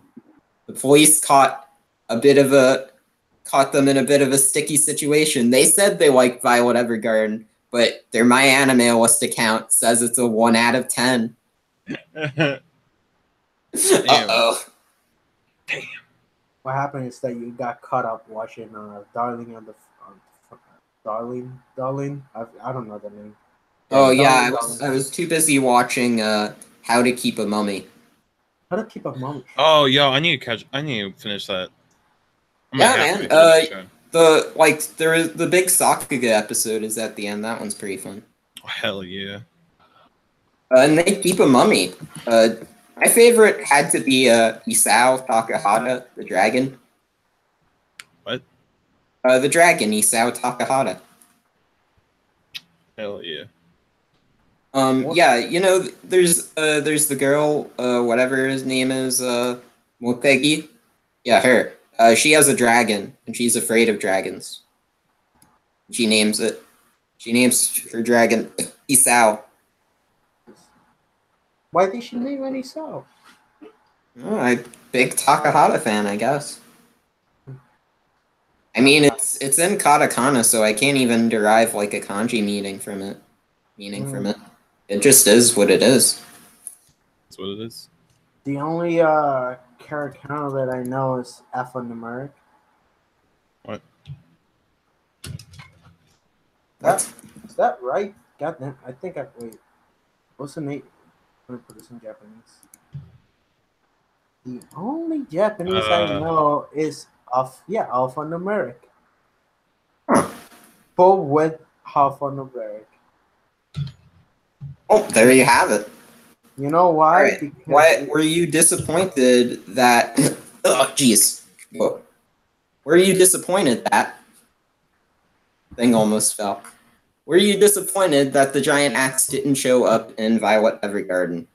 There was a giant axe that was supposed to show up. the giant axe. Oh, I guess so. There was supposed to be a giant axe. All right. What was my first experience with Wolf's Rain? I don't remember. It was a while ago. When you watched it? Yeah, it was a while ago. I don't remember. Kind of people, my memory isn't what it used to be. What kind of people will like Roger Smith 2014? I mean 2004. I don't know. I don't know. People who like Digimon movies. People who like the content of otaku gonzo journalism. That's a good one. All right. And people who love the content of I don't know, chibi reviews. Maybe they'd like it. Maybe. A giant axe show up in the preview for the show. Oh, that would explain it. I didn't watch the previews. I just watched the show. Why would a giant axe summon that? Well, I mean, you know, it fits with the time period. I think I saw the new Lita trailer. I don't think it looks good in any respect. Which trailer? Japan is all about their respect. Lita. Lolita? Battle Angel Alita. Yeah. Oh, okay. I think it looks really not good. Put on trailer, see it, so I can see it. Yeah, I have it on. Oh, Google my ass. I don't even know how to write it. Battle Angel. And then they'll probably autofill. Battle Angel Alita. Okay. Ah, this thing? Yeah. Ah, okay, yeah, no. No. Yeah, so not looking forward to Digi ragging on Shinsekai Iori. That's not going to be fun. Damn. But I think people like I haven't seen the show, so I have no opinion on it. But like it doesn't really sit well with me. How people are expecting this to go down, because I don't think it's going to go down how they think it's going to go down. Because I think people are going to think, uh-oh, Digi's gonna kill another anime, when in reality this will probably just be Sword of the Stranger all over again. All I know is that Digi Bro is on a shit show right now. Like where people will like not at all like connect with the points he's making. Yeah. Like I don't see him killing another anime, or I don't believe he killed any anime really to begin with. Nah, the only one who No, I do think he killed A1 Pictures. He was one of the people who killed A1 Pictures, and that annoyed me. I don't know if you have comfortable talk about this, just let me know. You know that whole shit show that Ebro has been going through. It's comfortable talking about it. I mean, if you have something to say, you're free to say it. I say in one part, I'd I'm prefer like, distancing myself from that personally yeah, because that's I why I really asked don't you. like. I really don't like that side of the. I really don't like that side of the community, like the YouTube community that's all into the drama and all that stuff. Yeah, I mean, I get you. drama can be fun. Revolving an entire channel around it. Oh yeah, that like, sucks. That's so yeah, that's bad. kind of sad in my I opinion. think I only watch one channel who's around that, and it's because his channel is kind of like funny to watch. It's not like anger. He just cover what happened on the drama. He just don't create drama. Yeah, But like it. I don't know. Keemstar just reports the news, obviously. no, not Kimstar. I'm not talking He about reports Kimstar. the news. What do you He mean? rescued the news. I'm talking about Mr. Medical. Oh, Mr. Nice guy. Yeah. Yeah, Mr. News guy. Piece of shit. Hey. Hey, what's Hey. up, Fino? How's it going, my man? So the whole Oh, We're one, exchanging, we're exchanging streams because I was chatting when he was doing his stream. He's chatting now while I'm doing my stream. It was pure coincidence. Also, so that, I think that my sunburn is coming back because my nose has been like really itchy, and I feel like the skin might be peeling. Which is kind of a bad sitch to be in. Because I don't know, maybe it was from. It'd be weird for it to be from AX, right? Because like it was over like a few weeks ago. I don't know where it came from. What were you doing for the past 3 days? I guess. Well, it's been raining for like the past few days, so Oh yeah, it's been raining. I haven't like. So the whole shit show. Let me summarize it quickly if possible. Somehow, I mean, the thing about the I don't agree most of the time that he's at least well spoken. He can defend himself, right? And then you got this other guy who is just yelling at him the whole time. Yeah, I'm like, what the hell are you doing? Yeah, I wasn't down to clown for that one. I'll tell you that much. Yeah, so it's pretty stupid, the whole debate that happened. The one thing I do agree with him, with DG that he said, and I think it's just illustration. It's not hurting anybody now. I'm like, well, it's hurting me. What about me? What about my feelings? Nobody cares. Why don't people care about my feelings? It's my channel. The shouldicons are damaging you. No, but I will tell you what's damaging me. Oh no, what is damaging you? Anyhow, on to the next question. All right. On to the next question.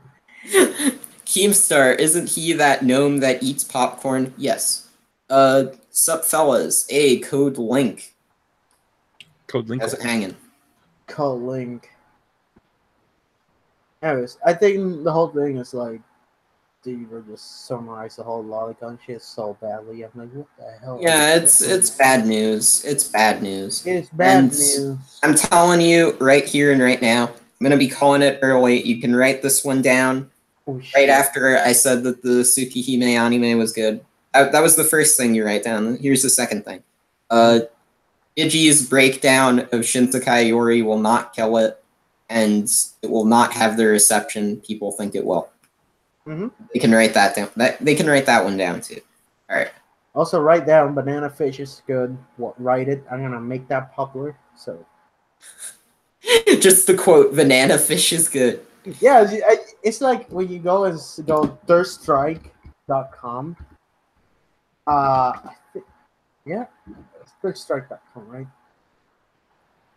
What it was. Famous words from people, and it's just Sonic. Banana fish is good. Now I cannot find it. I don't want to go to that website. That's a dodgy website. Oh yeah, by the way, did you guys see Kanapa? He he commissioned someone to have them perform the song about Yutaka Nakamura. What? Yeah, the Yutaka Nakamura song. Really?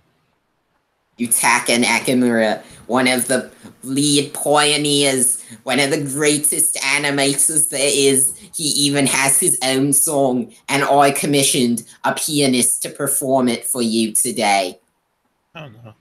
Oh, here it is. This is what happened. You know, I'm gonna create a website like Street Fighter Third Strike website, which basically what leads you there, right? Oh, I cannot send website address. Anyways, I'm gonna put it over here.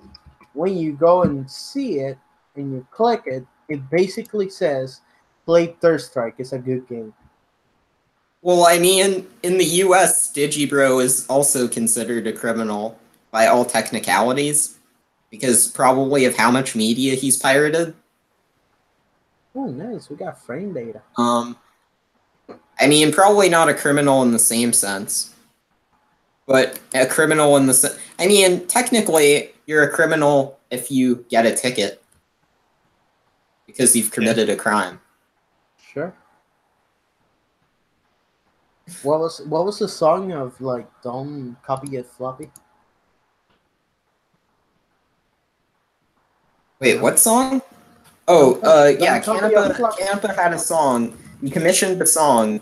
No, he commissioned someone to perform the song about Yutaka Nakamura. It was like it legitimately has no lyrics other than Yutaka Nakamura. That's legitimately all the lyrics, and it's just like this stripped down piano tune. It's so weird. I am your MC double damn BP that this protector for you in the popsy. That's the artists, writers, designers, and programmers. It work up the images for games and grammar. Don't copy Alright. that floppy. Yeah, that's the song. Yeah, and that's why Yutaka Nakamura is the greatest animator there is, even though he can't innovate according to the Sakuga Discord. Slowly showed is slightly less illegal than actual shop.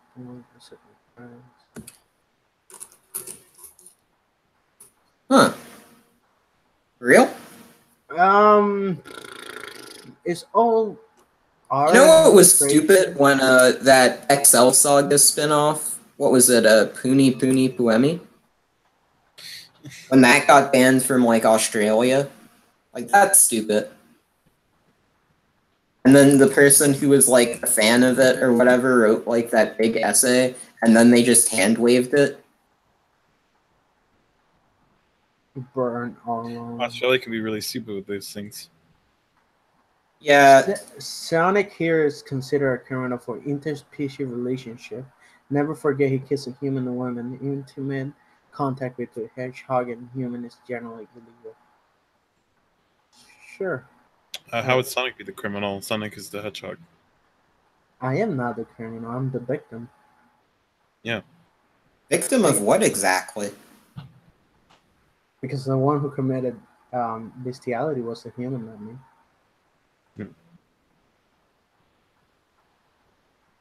Also, yeah, I think the bottom line that we can all learn from this is that don't be like Econ. Yeah. Mic drop. Don't be like Econ. But that's what a real elitist is. Because as we all know, real elitists say that Nishikori only scripted Franks and nothing else, even though he scripted other things. And post the DVD sales of Franks to make it look like it sold worse than it actually did. That's what real elitists do. And you know what? I don't even say that sarcastically. That is what real elitists do. Yeah, that's true. I just not gonna try to go in the hole. Mr. Lonely. I just want to go through the whole lowly. The original sad boy. The original sad boy. I'll never forget that when he entered the pause and select Discord server, and then Scrolls was like, "Hey Akon, I love your raps," and then who was it? It was Panda who was like, "Akon was the original sad boy." Oh, sorry, Super Emery. I don't know who is that guy. yeah, I'd agree that the key to being a happy OniTuber is to not engage with other OniTubers. But to me, part of the fun is going on to these streams and going for the jugular, you know? Yeah. Damn. That's why I stopped making videos for a whole year. Well, that's the other thing too, is like every time I make one of these streams, it automatically gets demonetized, and I think I know why. Because of me. No, because of how much trash is always being talked on these things. Like that's what the like that's really what all of these always turn into. I just don't want to go too controversial for it because I don't know how you feel about it. How I feel? Yeah. Well, it doesn't matter how I feel. Death of the author. I'll be right back. That's the out. Yeah, man, it doesn't matter how I feel about it. So we live in a dream? Yes. Oh, Infinite Sheep 999. Adieu, Galaxy Express is here. Hi. He's saying that I'm handling trash, and it's like, to be fair, you know, I kind of wish I was back upstairs in my room. Hey, trash people make good money. Because basically, I have a set time limit on this live stream due to the fact that I'm running on my laptop's battery. Oh no. And the roach is upstairs, so like, I ain't messing with that thing. Sonic, can you tell a story about anime? And it's messaging me on the stream too. Like, what a homie, dude. But like, I ain't playing with you, man. Like, they want to mess around, dude.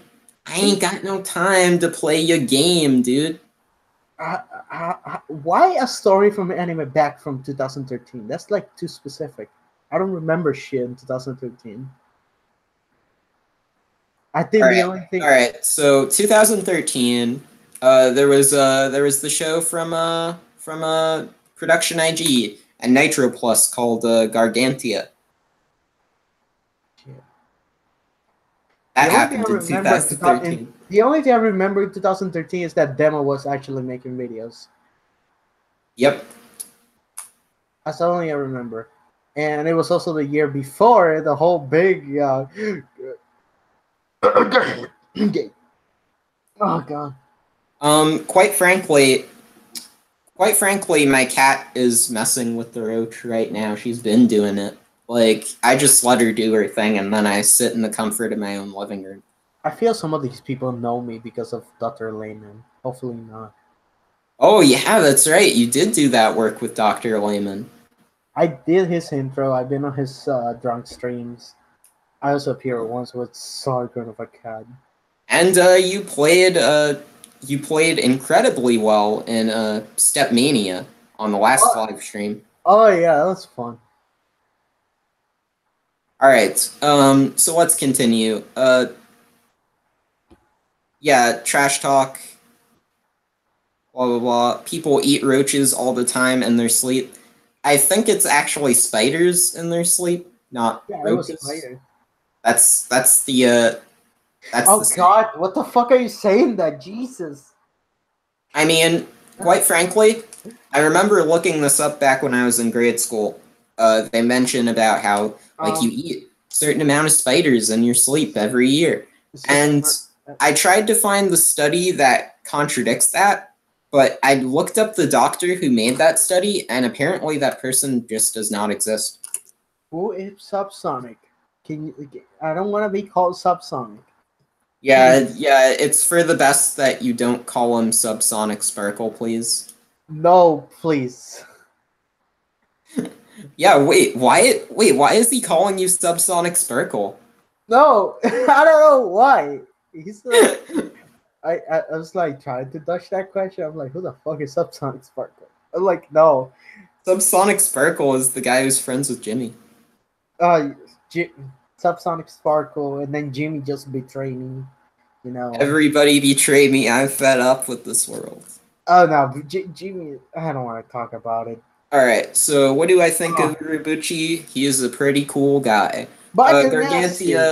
Gargantia did get a lot of press. It's kind of strange to me that it didn't really stick around.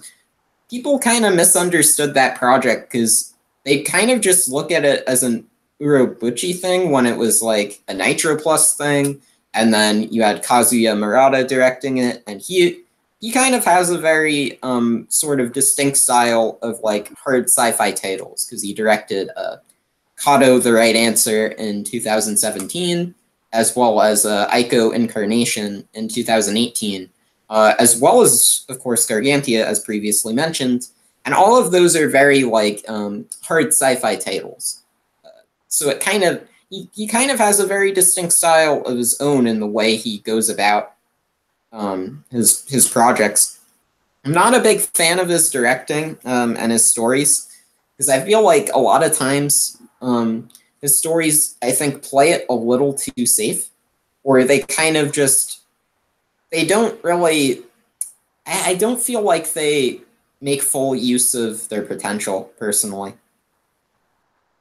Like Kato was an interesting one, and apparently the ending to Kato actually is consistent with the rest of the story, according to someone I know who's a huge fan of it.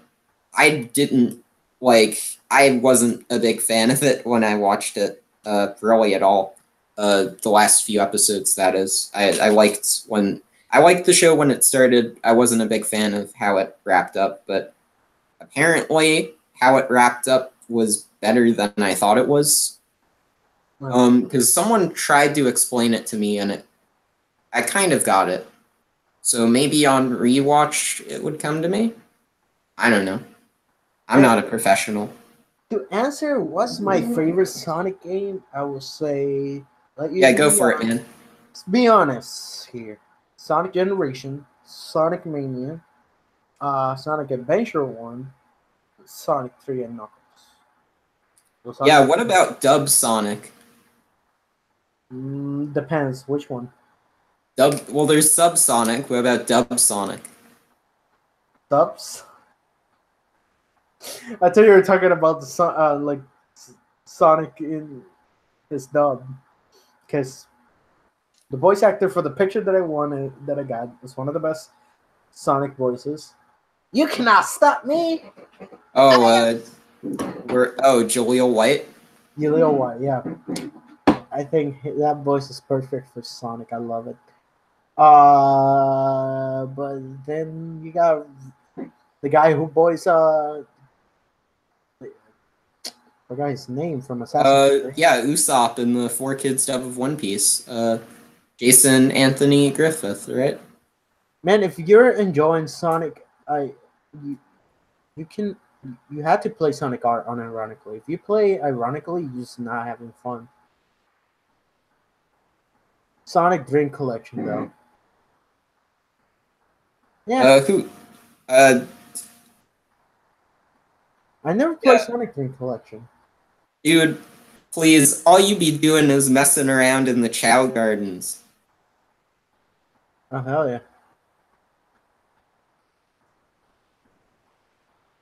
Can you see the sun shining on me?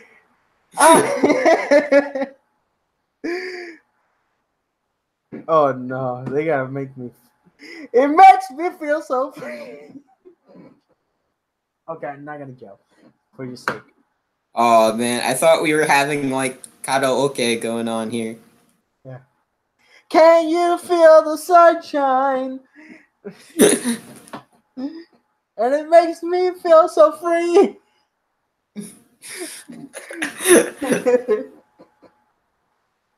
Oh no, they gotta make me sing the whole thing. Fuck. Man, Sonic music is the best. Oh hell yeah.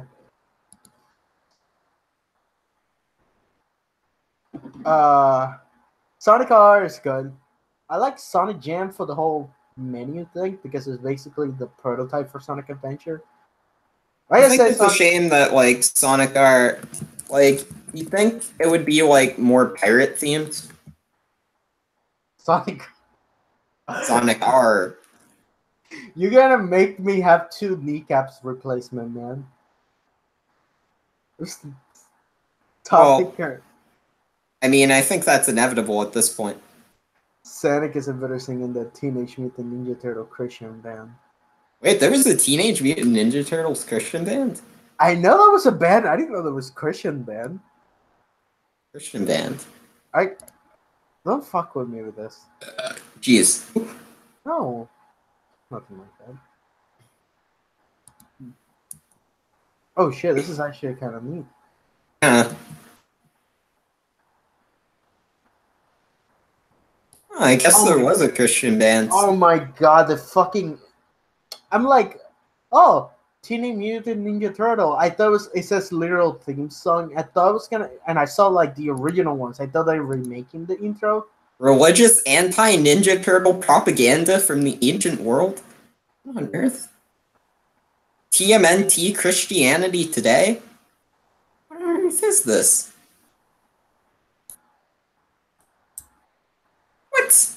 What is this nonsense? Alright.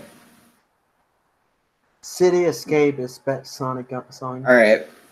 Tell you that. I'm taking a stand right here, right now, against Teenage Mutant Ninja Turtle Christian music.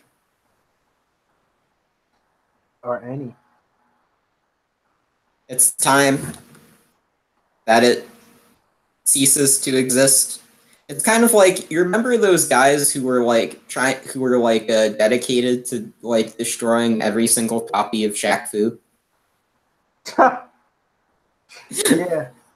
That's kind of what I want to do with this Christian music stuff now. It has to stop. TMNT can't keep doing this. No. Gotta stop. You know, every time I'm on the subway, I always run into weird people, but sometimes I run into the same people more than once. And in one case, I run into this Christian rapper who's he's always like rapping the same one, so that's how I always know it's the same guy. And he's like, Jesus Christ is a superhero. And then he starts listing like superheroes, and I'm like, this just feels like the freaking Poke rap or something. Except instead of naming Pokemon, he's just naming like superheroes. And then saying, but none of them are as good as Jesus because he's the superhero. Superman, Batman, Robin. Yeah, no, the Christian rapper. But he said he's available on Spotify. He's So a super Christ. Hey, none of them. wait, let me see if I like Google like Jesus is a superhero song. Jesus is my nigga. Well, that one's a classic, but like, my dad actually got in trouble because he said that in front of my mom one time. Oh, for real? Yeah. Don't say the N-word. But like, funnily enough, yeah, that guy is apparently on Spotify. He said, you know, you can view his music. Honestly, I would have rather not exposed myself to it. So like, I didn't look the guy up, but maybe he actually is on Spotify. According to all known laws, variation. Stop with that meme. It's not funny. All right, I think that deserves a timeout. It's not funny. Anyway, Super Emery, I can keep you with some questions for you because of that meme. What is my favorite Sonic? Oh, I was gonna say the Sonic Hero is the worst Sonic game because it created that slippery slope of like slippery movement, and it controlled even worse than Sonic 06. So Sonic Hero is it's a bad game. It's a boring one too. Personally, I've never been one to think about, other people's races, and like I think of them more as people first before anything else. Me But I gotta neither. say, They're even always the so, same to me. I'm blind. yeah, like I'm not the kind of person who like, cares so much about someone's race. But Except when they're even with Asian that in girls. mind, even with that in mind, I really was quite a fan of Sonic Colors. Now,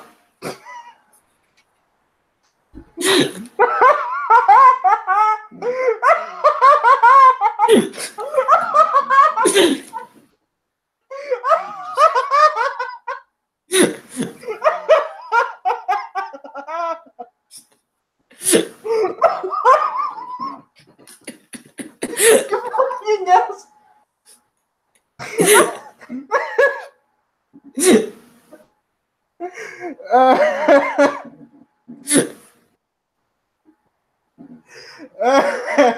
What do you mean about that? What do you mean about that? well, I mean, I got the game for DS. I got it for Wii back in the day, and It's a good game. I enjoyed my time with it. The Spicy Race Sonic Color. It's a good game. But I do think that Sonic Colors did lead to, like, it definitely was like the precursor to a lot of major social movements in the 2010s. Wasn't that Borderlands? Yeah, Borderlands definitely was a huge influence.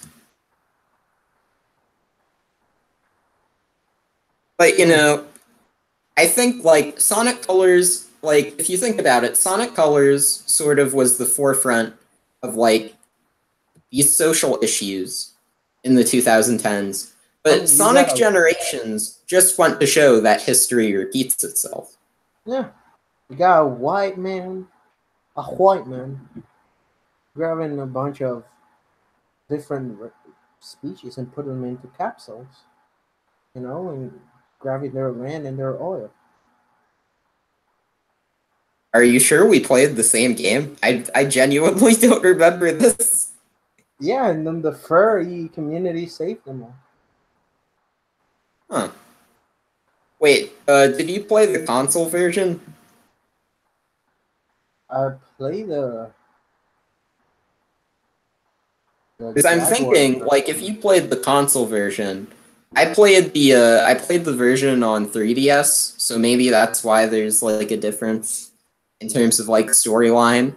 Nintendo needs to get that seal of approval with every game, so they might not want to deal with some more controversial topics that like Microsoft and Sony are willing to deal with. Yeah, I was playing the Jaguar version. Oh man, you were playing some Jag. Yeah. Oh yeah, my dude. Yeah, that's kind of why the 3DS version of Sonic Generations has a lower Metacritic score over the 360 PC and PS3, because they definitely did make some changes to the storyline. Yeah, they had a wolf in it. No, that was Sonic Unleashed, wasn't that a wolf? Or was that a werehog? I think that was by the Twilight craze. They had to bring the fangirls in it. Huh. Or was that Knuckles Chaotix? Nah, that was the hippie era. Huh. They're telling about the whole talk about Vietnam and their soldiers. Don't send them there. Wait, what? I don't remember Vietnam being in Knuckles Chaotix. Yeah, man. Well, like you got a bunch of people forced into being together in a weird area that they cannot recognize. Well, I'll explain to you why I don't remember Vietnam and Knuckles Chaotix right now. The big reason is because I've never actually played Knuckles Chaotix. Never played it? Well, I never owned a 32X. The first few hours of the game is basically a training boot camp, and you be in jail all the time. At the end, before you start going to the actual, the whole thing, you shot your own sergeant. So no, it was the crocodile dude who shot Chameleon, shot him back. I think my Sonic Colors joke might have been what killed Gil.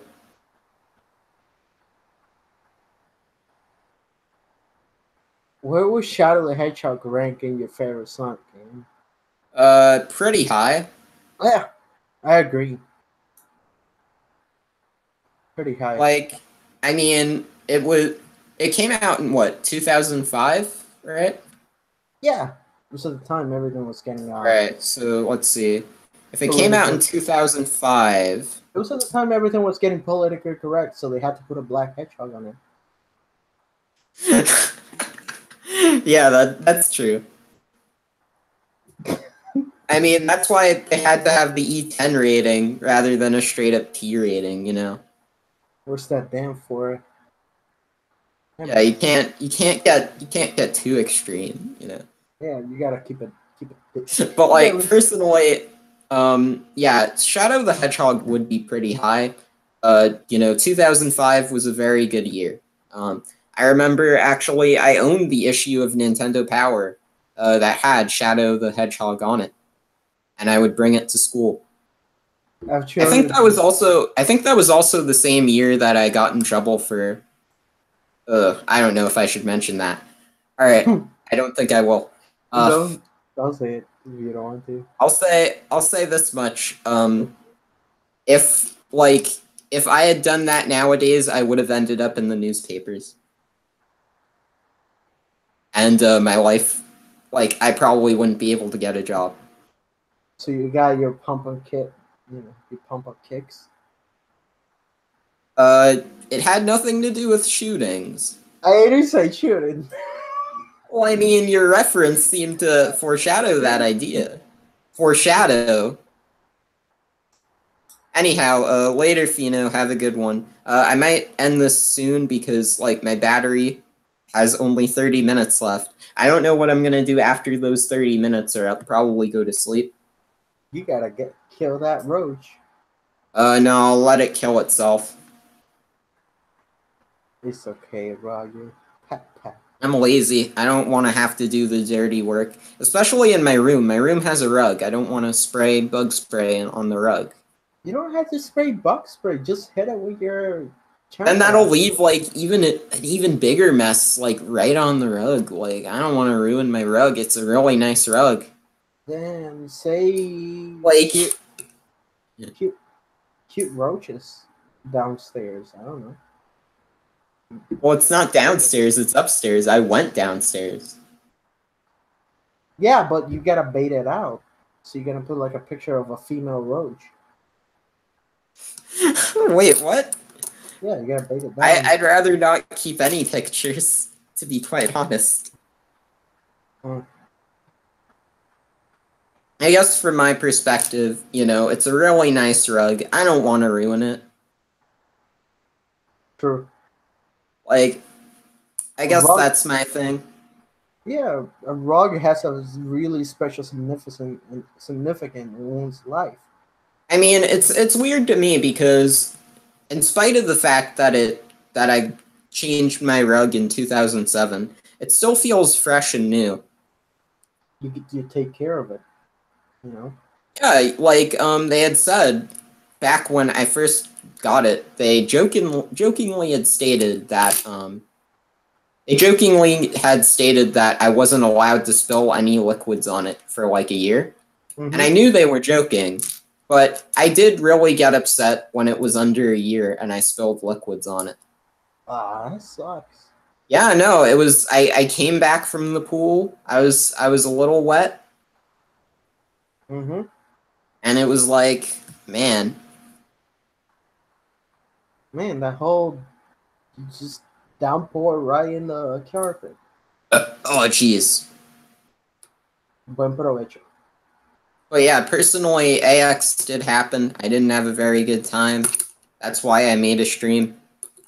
That's usually what happens when I don't have a good time. I make a stream because I know that inherently, if I do things in live stream format, it will be for the better.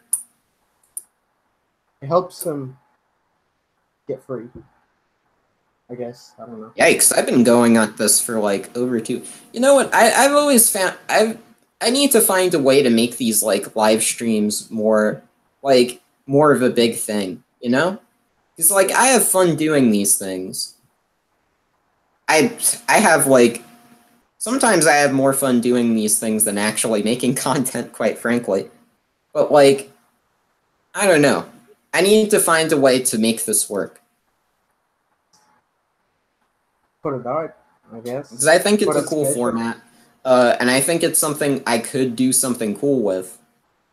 The only thing is I barely know too much about anime, so You don't need to know a lot about anime. I'm not an elitist. oh, like Otaku Sensei Hig, right? Wait, he thinks he's an elitist? What? I don't know. I'm just keep putting a name out there. See what he. Oh man, throwing some shade at people on the stream. Yeah, let's fight. But yeah, Rock, paper, scissors. nah, it's fine. I had a bad time, and it was mostly my fault. Some of it wasn't. Like seeing, I know I'm going to get demonetized when I say this. I don't care, but like, I mean, I saw that homeless lady's hairy vagina outside the Staples Center. Like, once you see that, you can't go back. No joke. And it was like, you know, I saw it, and that was it. Man, this is so sad. That's what AX does to people when you see how much of like Unless trash I play Despacito. a trash heap Los Angeles is. This is so sad. Yeah, Gridman fan art from Awful. Well, Sheep, if you're interested in like doing something with me where we like rate Gridman fan art, I'd be down to clown.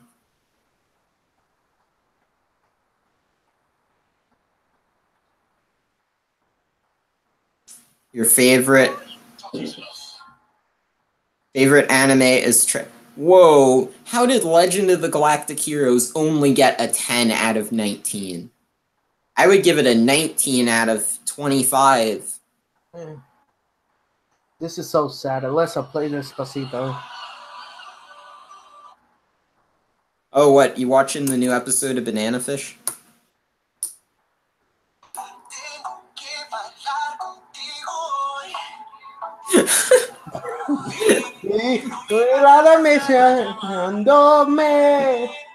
This is my favorite episode of Banana Fish. Despacito, dale mami, muévelo suavecito. Yeah, we're definitely getting demonetized. Mami, yo lo tengo chiquitito. But yeah, Rika Scatone from the Great Sketches of Kengo. Yeah. This streamer was already gonna get demonetized because you used the F word when talking about clapping for that video game. Oh, you're talking about Donkey Konga. Well, I haven't used any foul language on this live stream, I'll have you know. The owner of this channel didn't say anything bad, so technically... I am very careful about what I say on my live streams. Yeah. That's why I insult AniTubers. Yeah, that's why. That's why I talk about racial issues. It's easy, you know. Talk about racial issues. Racial issues? Yeah. Wait, racial issues or Rachel issues? What do you think it is? We'll go with it. Well, who is Rachel? Like Rachel Ray, the daytime talk show? Oh, no, Rachel, she's like the morning show, right? Heck, Rachel. She shitted on me with that bastard back in high school. Huh. She told me, but babe, he has a bigger nipple than you. I'm like, what? Then like if like they were to like go for like they were to timestamp every single reason this video would get demonetized. I mean, what do you think of that? Like a girl just dumping me because my nipples are too small? Oh well, I mean, You know, there's always Photoshop. You see my nipples? This thing can feed 3 babies.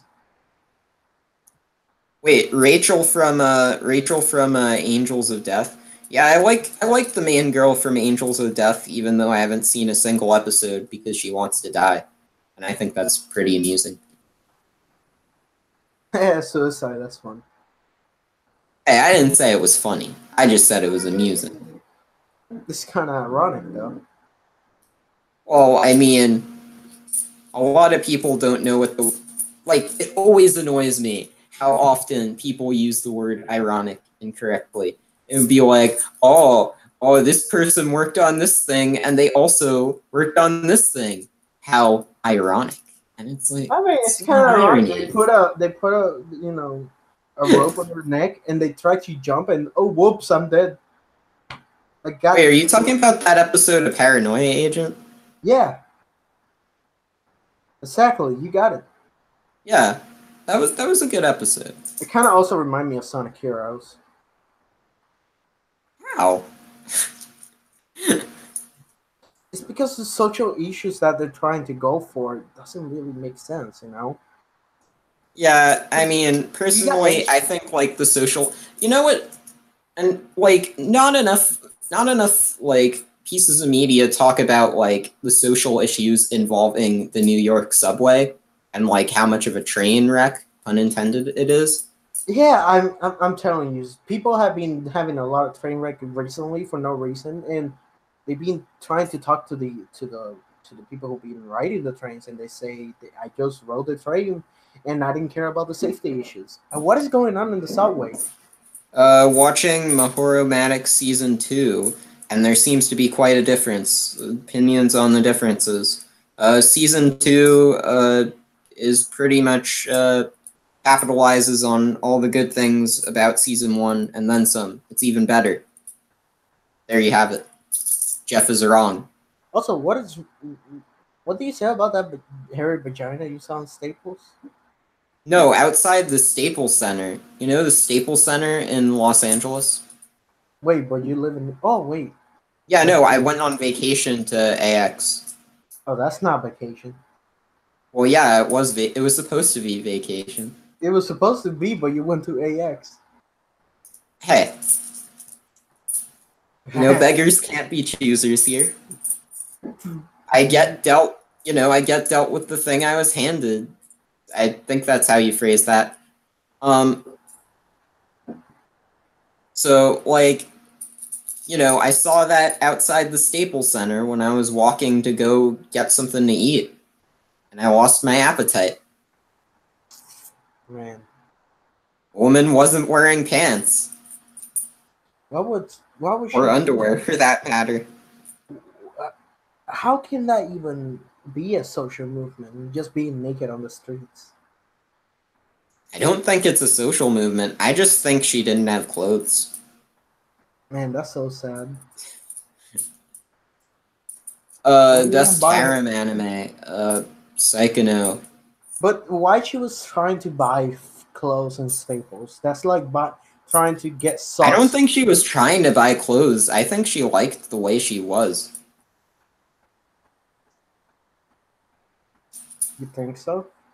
I think a lot of those homeless people just act crazy. But they're happy, right? I have no idea. Hey, like, audience. What was it? Here's a tough question. Are you happy? That is a tough question. I mean, I have to think long and hard about that. Just be real. Are you satisfied with what you're doing? Probably not. I'm gonna tell you, I'm happy. I like hanging with you, Roger. It makes me feel comfortable. Well, I'm glad. You know, I don't want to cause discomfort here. Uh, No. yeah, I don't want to cause discomfort here. I mean, this is supposed to be, you know, a fun, obligatory live stream that is probably going to end like in 5 minutes. Because Obligatory. Oh, so we're in a communist strain. yeah, it's probably going to end in like 5 minutes because the battery's doing its best. Oh, I forgot. This whole stream is about North Korea Uh-oh. because it's obligatory and you got a time limit. Yeah, that is true. Man. Wait, Zabungle's not a harem. I mean, wait, is Zabungle a harem? Is it? I mean, who am I to question Sheep? He says Zabungle's a harem, then I guess it is. Subungo. What is Subungo? Zabungle is like this old robot show that Sheep likes a lot. This is not the same sheep you talked the other time, right? Like Chep. No, not Shep. Sheep, you know, from the server. Wait, You've talked to Sheep, right? why is your name Leaf for Sheep 999? I didn't thought you would have a name like this. Sheep. Yeah, you've talked to Sheep, right? Of course. I thought it was Yeah. like another sheep. I didn't thought it was the same sheep from the server. Yeah. God dang it, sheep master. You good sheep boy goes to Freaking farm. Super Kid with like its weird camera angles. That thing is unwatchable. Anyhow, I'm gonna start, you know, trying to wind down here. So if anyone has anything important to say, feel free to do so within like the next 3 minutes. Banana fish is good. Watch it. Obama is the reason that Sonic Heroes exists. Thanks, Obama. A Sonic Colors has a really good message. yeah, What's the message? Just figure out by yourself. the medium is the message. The medium. Tomiko is great. I'd give it a 10 out of 10, but I didn't because Which persona gave me more time to do more stuff. yeah, no, I'm annoyed. I'm so annoyed. I thought I was going to have more time to, you know, max my confidence. It didn't happen. It did not happen. No, it takes a whole day for like the exams, and it's like I don't need the exams to take a whole day. Give me some time after school or something. Yeah, I'm like, why is that taking a whole day? I want to watch my freaking movie that I rented, and now I'm overdue. Is in Japan it's different where like you take an exam and then you can't do anything the rest of the day? Like, because when I take like a big exam, I do nothing the rest of the day. And like the assignments are so easy. You just answer one question. No shit. Why education? Wait, I think I answered my own question. What was it?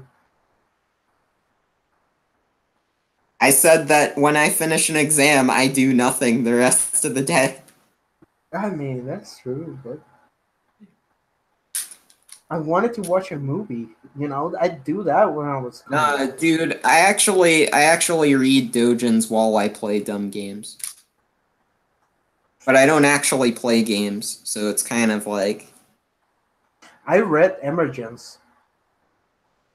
I don't know. Like, there reaches a point in the game where it's like, I mean, if you like take the romance route when maxing out your confidant, like it is a genuinely nervous experience, you know? You don't know how they're going to react. You have to be very careful. I still haven't done anything romantic with nobody, and I really want to I want to have like that goth girlfriend so bad. Oh, the doctor? Yeah. Just like right now, so far from being seen, because I'm at the museum, right? Yeah. She's right now for me. She's top tier.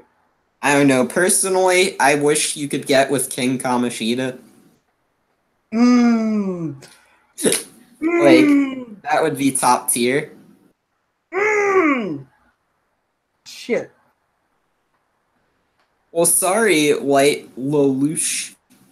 Not everyone has those kinds of social skills, you know? True.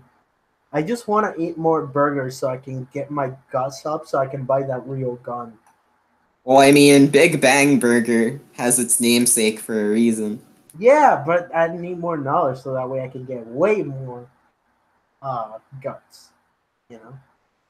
Well, we Well, can't guts without sheep. and every time I wanted to do something to increase my stats, I cannot do it because everything that I do takes the whole day. Oh, Yeah, you want to talk to this old man? Time to sleep. Alright, here's what I'd recommend. I'd recommend going, like, trying to get the fortune teller when she gets introduced. Try to get her confidant up. Because, like, essentially what will happen when you do that is that eventually she'll reach a certain rank where, and I didn't realize this till too late, but, she gets to a certain rank and you can pretty much, like, if someone's confidant is, not that high or whatever and it won't go up, you can go to her and you can pick out a specific confidant you want to raise. Oh, And that'll save you time. So you don't have to, like, hang out with them and it won't, like, raise a confidant level or something. Yeah, I got tired hanging out with Kite. Yeah, getting a 10 with the teacher is also really important. Because then she'll give you, like, you can call her and then you're allowed to, like, do something the night after, like, you're in a dungeon or something. Oh shit! So that gives you more free time. Forget about Yeah, I know. I went with Hifumi. And with that, I'm going to call it a day. Now that you've known who I picked in Persona 5, I can't continue this stream. I still haven't picked nobody, so Pikachu, I choose you. Anyhow, thank you to the 16 viewers who stuck it out. And a shout out, my stream is Sonico, the same as my name. It's on Twitch. Please, nobody watch my streams even when I stream for 4 hours. Yeah, no, people should watch Sonic's streams on Twitch. I can't post Twitch links because I'll get banned from YouTube. Just go to my channel and go through there. But yeah, check it out. And I will hang out with Hifumi, but I can't do that. She does not exist. Alright, good night. Catch y'all's on the flip side the next time I decide to do these things. Yeah. Peace.